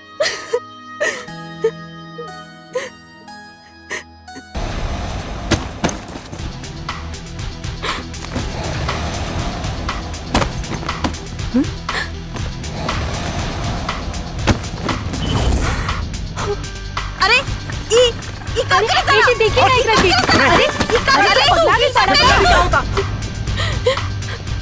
अरे अरे इनका कब डाले? रे रे हमनी के सामान काहे फेंकता रे? तोर दिमाग खराब हो गइल बा का? दिमाग खराब हो गइल बा। चुपचाप घर से निकल जा लोग, ना तो सामान के साथ तोनी लोग के भी उठा के घर से बाहर फेंक दे। ज्यादा ना ढेर गुंडाई मत करा। ये घर तोहार नहीं के, समझ ला? अरे बाप के नहीं के। निकाले घर से। जितेंद्र, अपन मुंह संभाल के बात करा। ए, तोहनी के घर में रहे के लायक नहीं खसा। एक घर के बंटवारा ऐसे होत रहे काहे कि भैया के लिहाज करत रही। और अब एक घर के बंटवारा ना हुई। जेकरा में दम होके वो बंटवारा करके दिखावे। पागल हो गए बड़े कहते हैं। पागल नहीं हो गई, पागल पहले नहीं। हमारा आंख में पर्दा पड़ल रहे, हम क्या लगत रहे भौजाई लोग बाहर से बा अपन पर आए करी। तोहनी के सहोदर भाई हो के का कैला सब हैं? का कैला?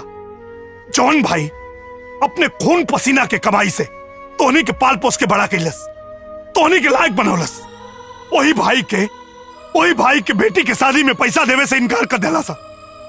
तोहनी के घर में रह के लायक नहीं खसा। हमरा माथा पे भूत सवार बा, चुपचाप घर से निकल जा लो, ना तो अगर आज तोहनी पे हाथ उठावे के पड़ल तब वो हम पीछे ना हटब। जितेंद्र, काहे तू ये घर के तमाशा बनाइले बड़ा बाबू? एकदम चुप रह भौजी, कुछ मत बोला। तो के भैया के कसम, तोरा खातिर हमरा मन में बहुत इज्जत बा, लेकिन एकनी के मन में तोरा पति कोनो इज्जत नहीं खे। चुप रहा, एकनी के एक घर में रह के लायक नहीं खसा। भौजी इलात के भूत हवे सा, बात से समझे वाला ना हवे सा। लाठी कहाँ बा? लाठी कहाँ बा? अभी समझाओ तारी। लाठी ले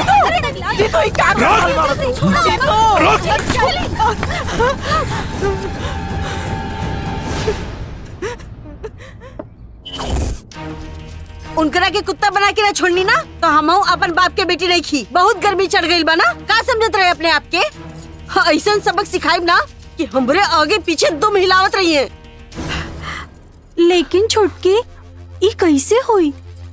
अरे ओकरे सर पे तो खून सवार बा, हमनी के घर और खेत पे कब्जा कर ली है। हमरे ननिहाल में भी ऐसे ही भाई, उनके दोनों भाई मिलके मामा जी के घर द्वार सब कब्जा कर ले और मामा जी के मार के दोनों टंगरी तोड़ के खटिया पे लिटाई के अस्पताल ले गई ले। आज भी छुटकी, आज भी 10 साल बाद मामा जी ठीक से खड़ा ना हो सकेले। कहीं हमनियों के साथ ऐसा ना।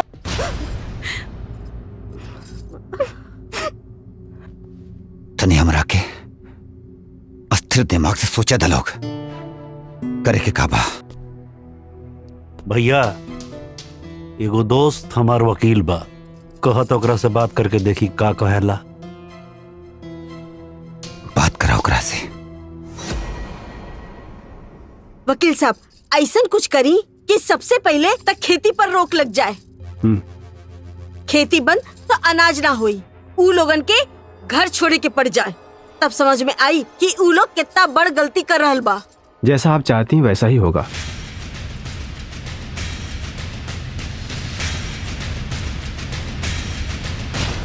जितेंद्र जी आप ही हैं?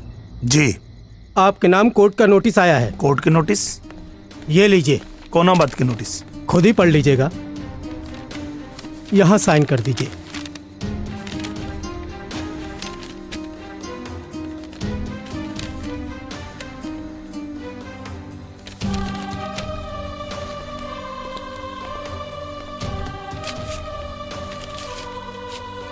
जीतू, कैसा नोटिस है बेटा?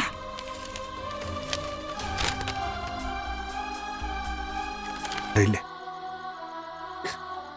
आज जौन घर के दुर्दशा भइल बा, एकर जिम्मेदार तो ना, एकर जिम्मेदार वो लोग बा। तू तो ये घर के लक्ष्मी हो बेटा, लक्ष्मी हो तू।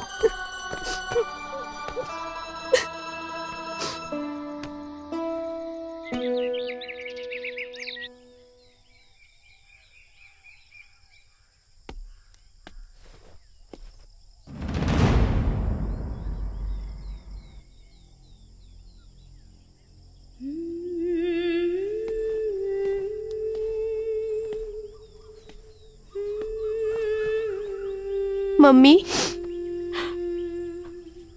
तू रोत हो?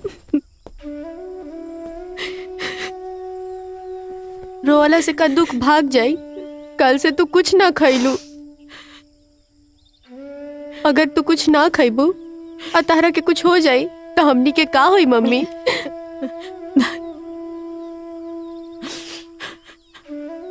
थोड़ा सा खा ला मम्मी। नहीं, भूख नहीं के बाबू। थोड़ा सा खा ला मम्मी, भूख नहीं। थोड़ा सा खा ला प्लीज। तो कल्लू जब तू ना खैलू तो हम कैसे खा सकीला तोहरे बिना।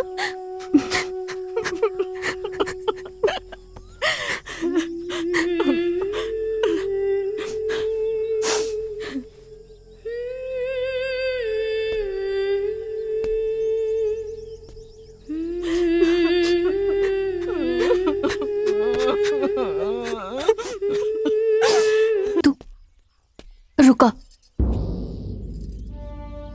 जीतू, हमके पता बा तू बहुत समस्या में बाड़ा, लेकिन हम तो के ऐसे उदास और निराश नहीं देख सकत। तो हमर जान हवा, तुहार आंख में आंसू ना, होठ पे मुस्कान अच्छा लगेला। सुमन, हमार परेशानी तोरे समझ में ना आई, काहे कि हम अपने खातिर परेशान नहीं की। भौजी की हालत देखल नहीं जात, और अब हमरा समझ में नहीं आवत कि हमनी के मुसीबत से कैसे बाहर निकलेंगे। जीतू,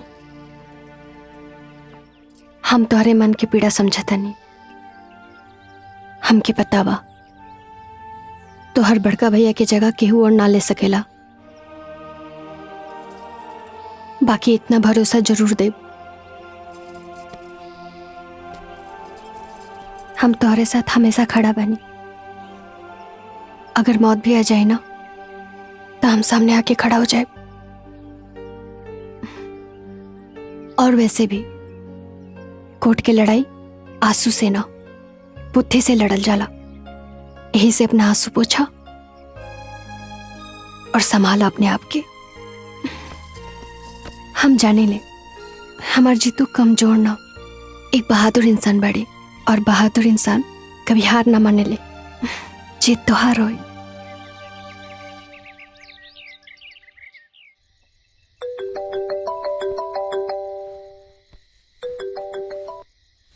हाँ वकील साहब। जितेंद्र, कल कोर्ट की तारीख है, 11 बजे पहुंच जाना। जी ठीक है, हम 11 बजे पहुंच जाए अपने आला। जी नमस्ते।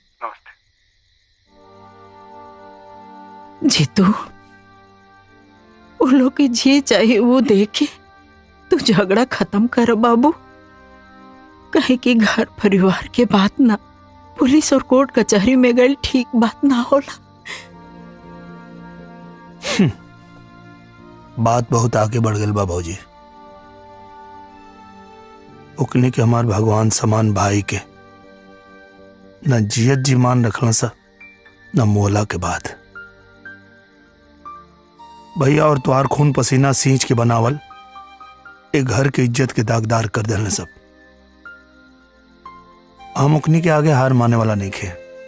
अब जौन फैसला हुई वो न्यायालय में हुई।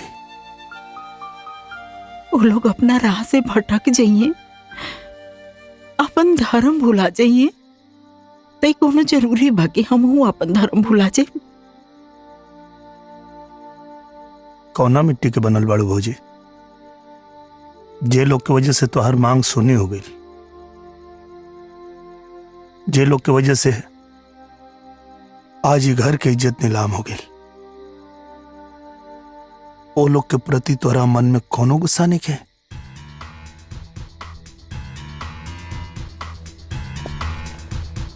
तू ओकनी के माफ कर सकता रू भौजी, लेकिन हम ओकनी के माफ नहीं कर सकत। ना।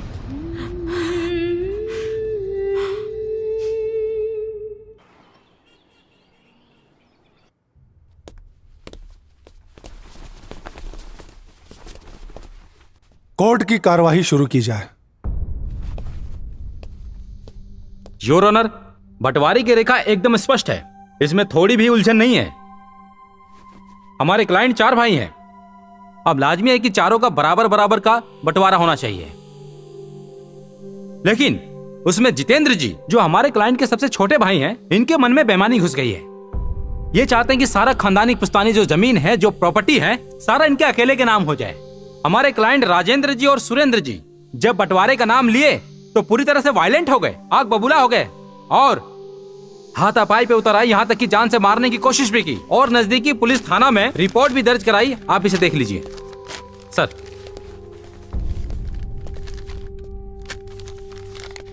योर ऑनर, आपसे मेरी यही रिक्वेस्ट है कि हमारे सुरेंद्र जी और राजेंद्र जी जो बंटवारे की प्रॉपर्टी है, जो जमीन है, उसमें बराबर बराबर का हिस्सा दिलवाया जाए। मैं बस इतना ही कहना चाहूंगा। Thank you. बचाव के वकील को कुछ कहना है?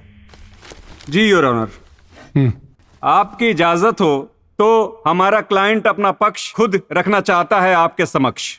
इजाजत है। Thank you your honour.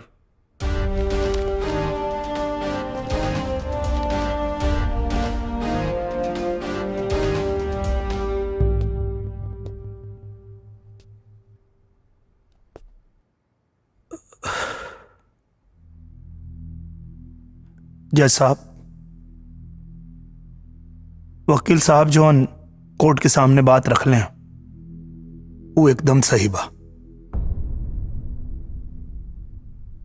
हमने के एक माता पिता से 4 भाई बानी जा, तब पुश्तैनी जमीन में चारों का हिस्सा भी बराबर होके के चाहिए, ना केहू के कम ना केहू के ज्यादा।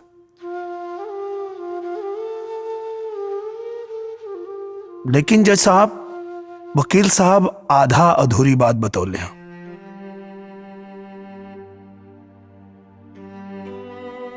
ये हमार मझिला भैया सुरेंद्र प्रसाद लखनऊ में सरकारी नौकरी करेले और 2 कट्ठा जमीन खरीद के बहुत आलीशान महल जैसन घर बनैले बाने। हमार मझली भाभी मीना देवी जी के नाम से 10 लाख रुपया के फिक्स डिपॉजिट के लिए बने, 5 लाख रुपया के गहना भी बा। वैसे ही हमार दूसरका भैया राजेंद्र प्रसाद के नाम से भी गाड़ी, घर, बंगला, बैंक बैलेंस और जेवर भी बा।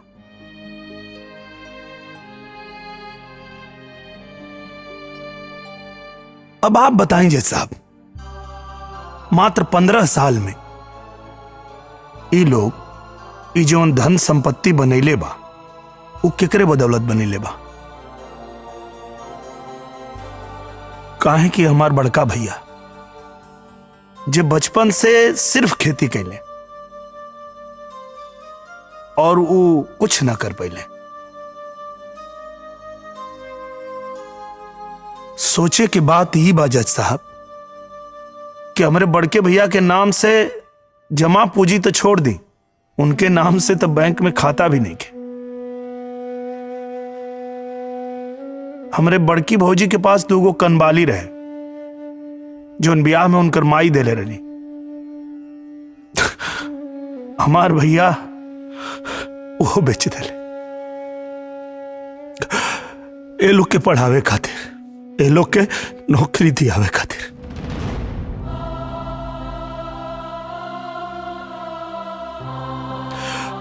हमरे बड़के भैया के पास पुश्तैनी जमीन और घर के अलावा कुछ ना रहे जज साहब। जौन भी कमैले परिवार की तरक्की खातिर, परिवार के आगे बढ़ावे खातिर सब खर्च कर देले। योर ऑनर, ये जितेंद्र जी किस्सा कहानी सुना के क्या साबित करना चाहते हैं? बंटवारे का मामला बिल्कुल साफ और सुलझा हुआ है। ऐसी कहानियां सुना के इसका क्या मतलब योर ऑनर? एकर मतलब बा जज साहब, जौन बात हम बता रहल बानी वो किस्सा कहानी नहीं खे, एक के हमन जी रहल बानी जा। हमार बात छोड़ दी जज साहब, ये दोनों भाई लोग से पूछी कि अगर बड़का भैया ए लोग के अपने तरह खेती बाड़ी में लगा देले होते, पढ़ाई लिखाई ना होते, नौकरी ना धरीले होते, तो का आज ये लोग अपने नाम से इतना संपत्ति बना पाते? हमार बड़का भैया खुद भूखे रहले, अपने खुद फाटल कुर्ता पहनत रहले, लेकिन परिवार में केहू के कोनो कमी ना होके देले। और जज साहब, अक्सर हम बड़का भैया से पूछत रही, भैया तू अपने नाम से संपत्ति काहे नहीं बनावत? तो हमार भैया का गले।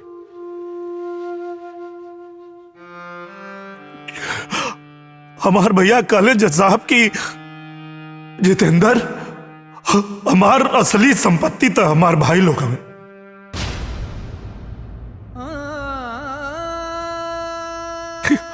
और ऐसा देवता समान भाई के बेटी के बियाह होके के टाइम आई तो ही दोनों लोग बंटवारा करे चलाइल जज साहब। हमारे भैया के बंटवारा से भी इनकार ना रहे। हमार भैया तो सिर्फ इतना चाहत रहे कि जब तक हम जीवित बानी तब तक बंटवारा मत करा। हमरे मर गेले के बाद बंटवारा कर लिया लो।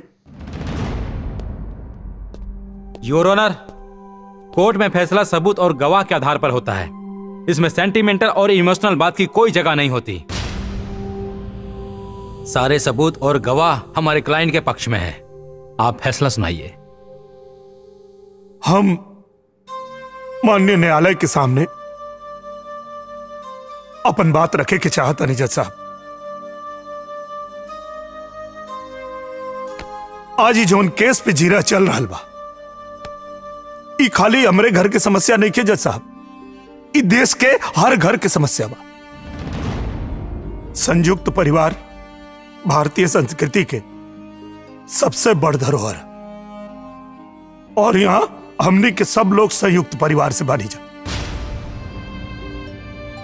लेकिन हमने के देख रहा बानी जा कि आज अपन अलग से बनावे के आपाधापी में लोग अपन ईमान धर्म सब छोड़ रहा बा जज साहब।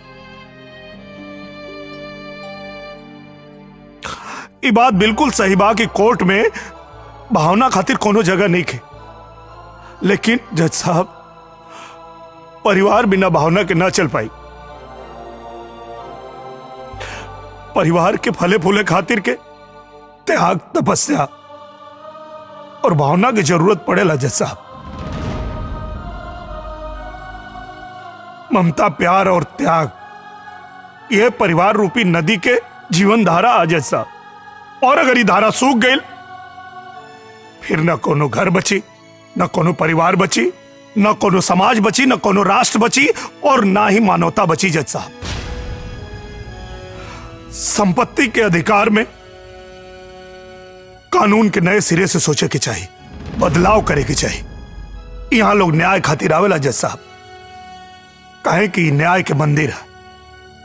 और हम ये आज कहे कि चाहता नहीं जज साहब कि केहू और के हिस्सा से हमके एक फूटी कौड़ी ना चाहिए। बस न्याय चाहिए जज साहब, न्याय चाहिए।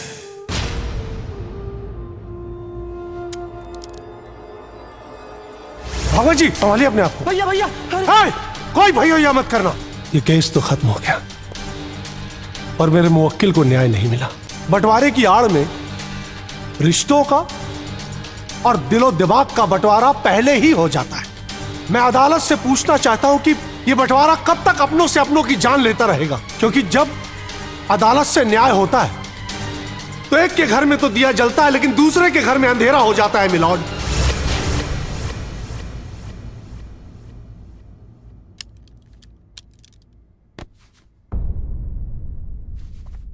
दोनों पक्षों की दलीलें सुनने के बाद अदालत इस नतीजे पर पहुंची है कि बिना गंभीरता से विचार किए इस केस में कोई भी निर्णय लेना मुश्किल है। इसलिए यह अदालत आज कोई फैसला नहीं सुनाएगी। एक जिम्मेदार नागरिक होने के नाते और साथ ही साथ एक जज होने के नाते मैं सुप्रीम कोर्ट में अपील करूंगा कि संयुक्त परिवार के जायदाद के मुद्दे में एक नई व्याख्या दें कि बंटवारे के समय अधिकार के साथ साथ प्रेम, त्याग और कर्तव्य पर भी विचार किया जाए। तब तक के लिए अदालत मुलतवी की जाती है। द कोर्ट इज एडजर्न्ड।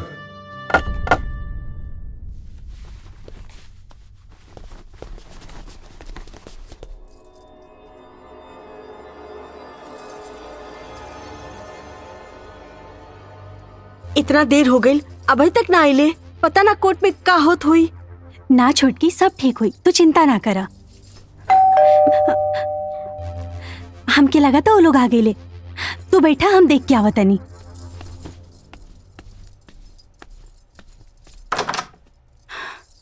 रुआ?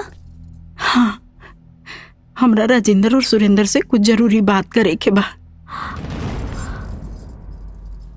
आइन। हाँ।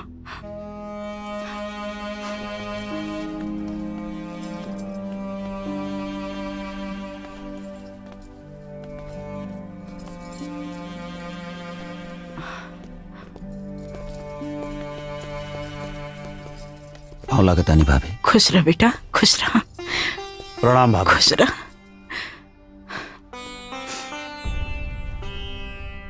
राजेंद्र, सुरेंद्र, हम तो लोग के अपना से कब्बो अलग ना समझनी। जब हम बियाह करके वो घर में आयल रही तो तोहर बड़का भैया पहला रात के हमरा से एगो वचन ले ले रही कि हम तो तीनों भाई के अपन देवर ना, अपन बेटा मानब। भगवान जाने कि आज भी हम उहे माने नहीं। तू लोग के कबो कोनो छोट भाव से हम ना देखनी। अब जौन होके करे तौन तो हो गइल बाबू। बाकी हम एगो बात कहे खातिर रहनी है कि तू लोग के जौन भी हिस्सा चाहिए ले ल जा। बाकी हमरा के हमर वो घर दे दे जा।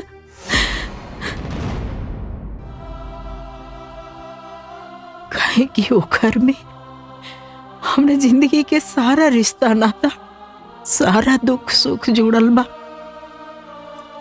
हम ये कहे खातिर आ गई नहीं और कोर्ट से केस वापिस लेला हमार बाबू। हमार घर हमरा के दे दा।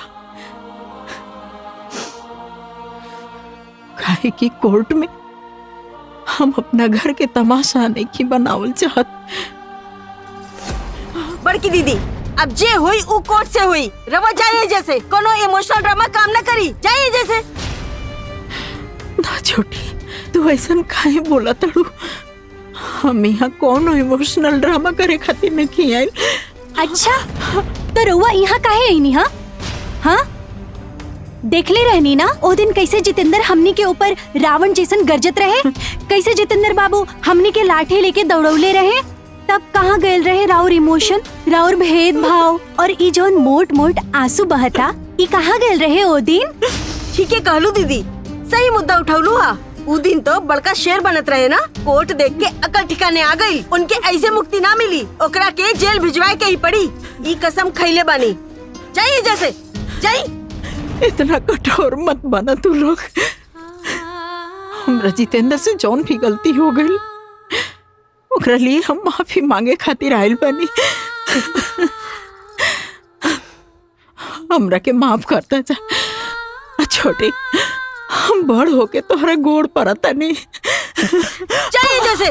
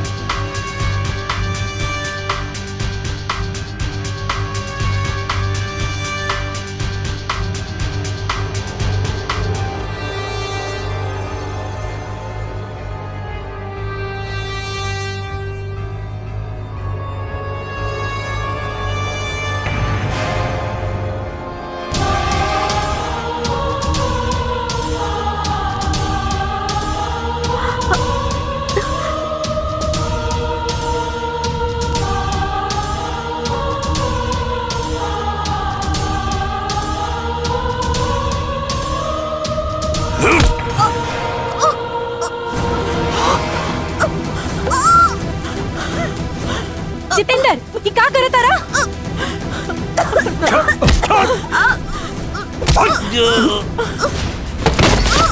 तो हिम्मत कैसे भइल रे हमरा भाभी के हाथ लगावे के? जान से मार दे तो के। छोड़ उनके, छोड़ छोड़ उनके भाई।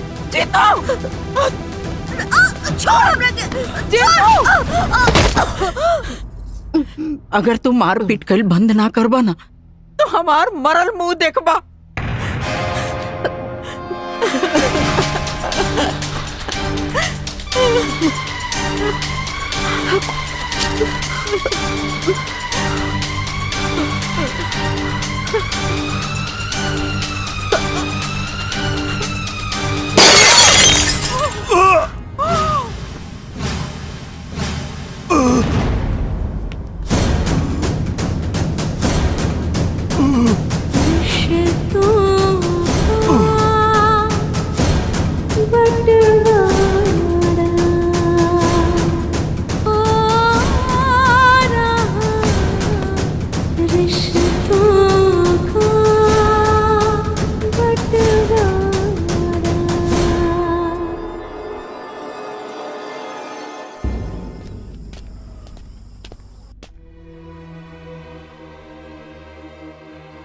तरो नहीं पता तू कितना बड़ा पागलपन कर चुकल बड़ू।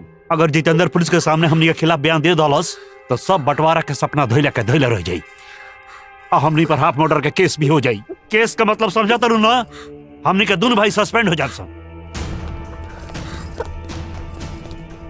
राजेंद्र, पुलिस। हमारे बाबू कैसन बाड़न डॉक्टर साहब? देखिए, उनके सर पे गहरी चोट लगी है, अभी कुछ भी कह पाना मुश्किल है। डॉक्टर साहब, हम बयान लेवल चाहता नहीं। अभी वो बेहोश हैं, होश में आने के बाद ही आप उनका बयान ले सकते हैं। Excuse me. रहुआ के बानी? हम उनकर भौजाई बानी। इनकरा के चोट कैसे लागल? इंस्पेक्टर साहब, इनमें हमार गलती बा। हम अपने देवर देवरानी से बात करत रहनी और तभी जितेंद्र आके मार पीट शुरू कर देलन। हम उनकरा के बड़ी मना कईनी लेकिन वो मानते ना रहे। फिर हम अपना हाथ से उनका के धक्का दे देली और गिर गईला। फिर उनकर सिर फट गईल, बेहोश हो गईलन हमार बाबू। हमार गलती बा, हम दोषी बनी। ठीक बा, पर जब तक जितेंद्र के बयान नहीं के हो जात रुआई जे रही। हाँ, हाँ। भाभी। ए ची, कहाँ जाता नहीं है? नहीं आई जरा आई चली।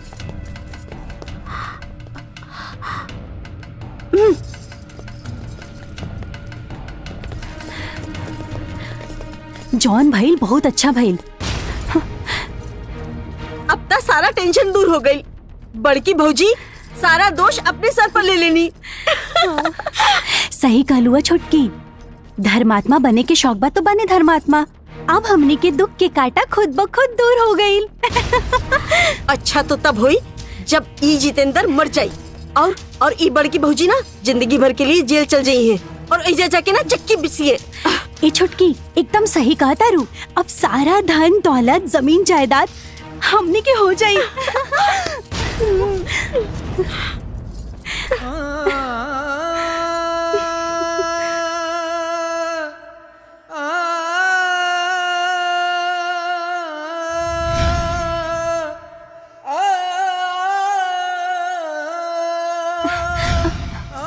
ए जी, रोआ के का हो गई? कहाँ खो गई नी? कहाँ?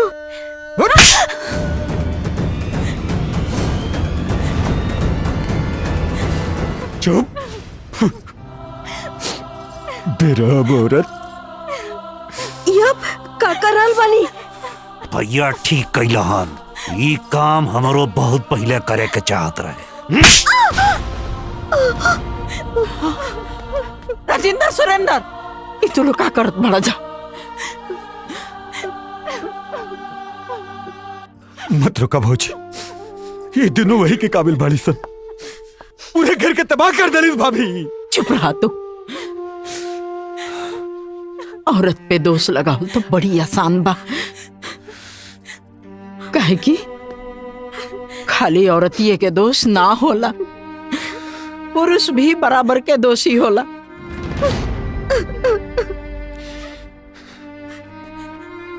जब ये लोग अनाप शनाप बोलत रहे तो तोड़ो के दिमाग कहाँ गई रहे?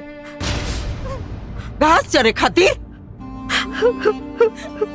का अच्छा बा का बुरा बा, ये सब तो लोग के ना समझ में आई।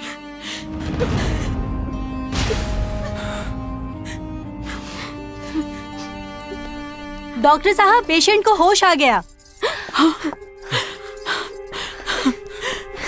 जितेंद्र, रुकी, पहले बयान हुई, ओकरा बाद के हुआ उससे मुलाकात हुई।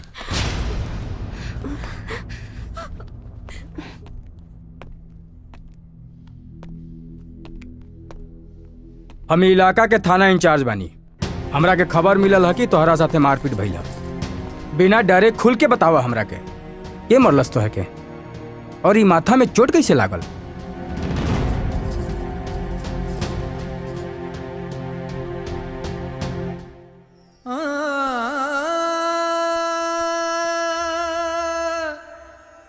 आपसे के कहल कि हमरे साथ मारपीट भइल बा? हमरे साथ कोनो मारपीट नहीं के भइल। वो हम छत पे चढ़त रही और सीढ़ी पर से पैर फिसल गए। हम सर के बल गिर गए, नहीं ओकरे बाद बेहोश हो गए। हमके याद नहीं कि ओकरे बाद का भइल। तू सच बोल रहल बाड़ा कि केहू के दबाव में आकर झूठा और गलत बयान दे रहल बाड़ा? हम एकदम सही कहा था ने। हमरे साथ कोनो मारपीट नहीं के भइल।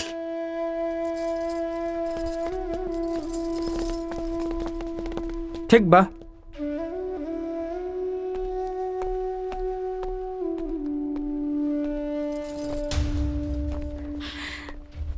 बयान हो गई। उनकर कहना बा कि उ सीढ़ी से गिर गई रहन और कोनो मारपीट ना भइल। तू तो कहत रहलू कुल तोहरा वजह से भइल बा। इंस्पेक्टर साहब, भौजी जौन बाड़ी जितेंद्र के कोनो काम से बाहर भेजले रहनी है। हन भौजी, यह बात बना? हाँ इंस्पेक्टर साहब, हाँ। ठीक बा, हमार जांच पूरा भइल। अब आप लोग उनकरा से मिल सकता नहीं। हाँ। चल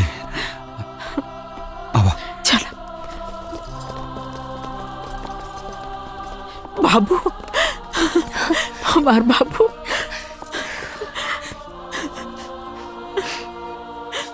जितेंद्र हमार भाई, हम भटक गेल रहनी है, लेकिन तू हमारा आँख खोल दिला भाई। माफ करते हमरा के, माफ करते भाई। हाँ देवर जी, हमके माफ कर दी।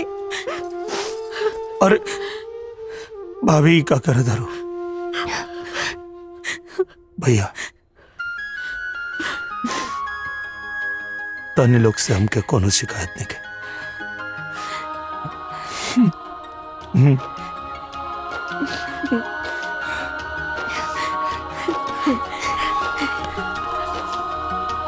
जज साहब, हमार छोट भाई जितेंद्र सही तर्क दे रहल बाड़न। जब पुश्तैनी जायदाद के बंटवारा हो सकेला तो नौकरी करके इकट्ठा कैल जायदाद में बंटवारा काहे ना हो सकेला?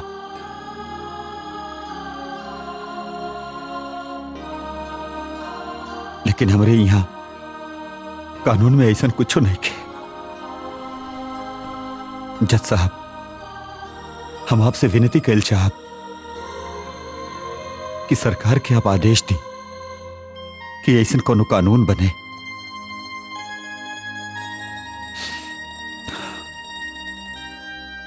रहल बात जज साहब केस के, तो हम केस वापस लेता नहीं।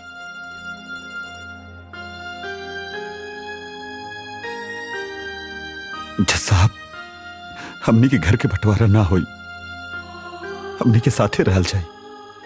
सगरो भाई मिलके जैसन बड़का भैया के सपना रहे।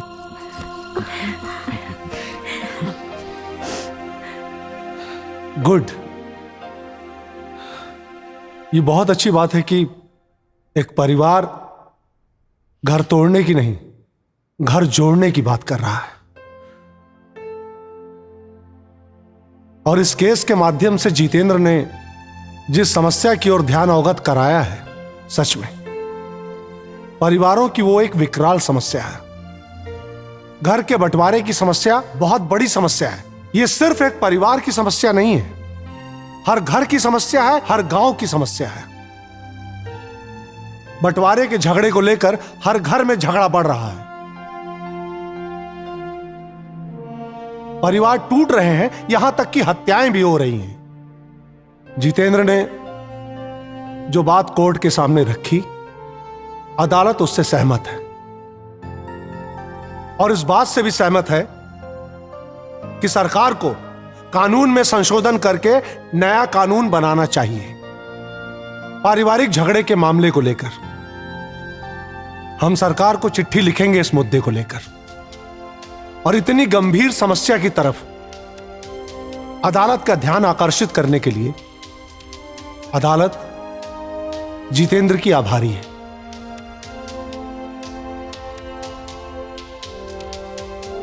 The court is adjourned.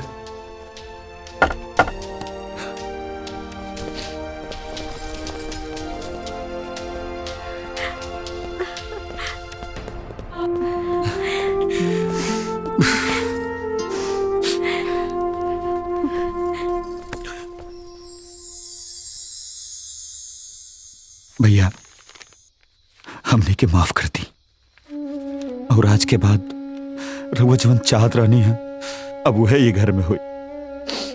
भैया, ये जमीन के पेपरवा दिवाली के पटाखा के संग जला दी का जितेंद्र? कहे ना,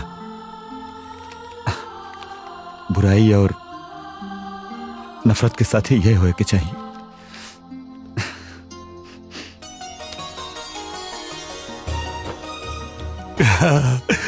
बुराई सब जल गई।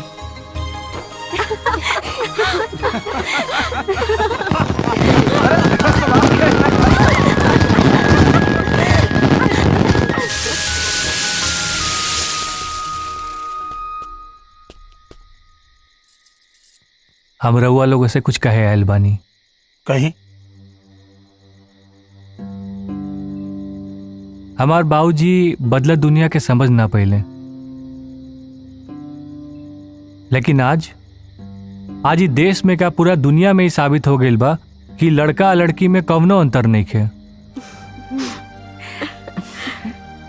अरे जितना पैसा लड़का के पढ़ावे में लगा था उतना ही पैसा मेहनत लड़कियों के पढ़ावे में लगा था। तो ऐसा काहे बा कि जब लड़की के शादी हुई तो लड़की वाला के दहेज देवे के पड़ी और लड़का वाला के ना देवे के पड़ी? ई कैसन प्रथा बा? अरे हम तो कहा तानी कि कुप्रथा बा। आज हम ही कुप्रथा के विरोध करतानी।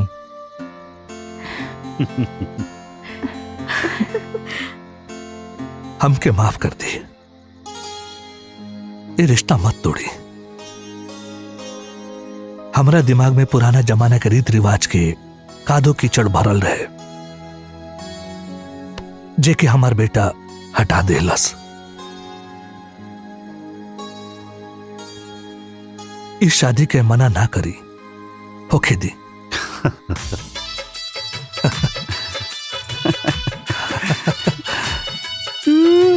वक्रतुंड महाकाय सूर्यकोटि समप्रभा। जीतू, चला हमने भी शादी कर ली। अरे ऐसे कैसे शादी करबो? तैयारी खातिर थोड़ा वक्त भी तो चाहिए। भर्गो देवस्य धीमहि धियो यो न प्रचोदयात्। ओम गणानां त्वा गणपतिगुं हवामहे निधिनां त्वा निधिपतिगुं हवामहे प्रियानां त्वा। तनी बुद्धि अप्लाई करी। अच्छा, हाँ तो अभी टाइम लगी ना। जी, हम कोर्ट मैरिज की बात करे तनी। अच्छा, सब पता करके बैठल बाड़ू। सही बात। दोनों जाने पति पत्नी हो गए लोगन। तो कर लिया जाओ।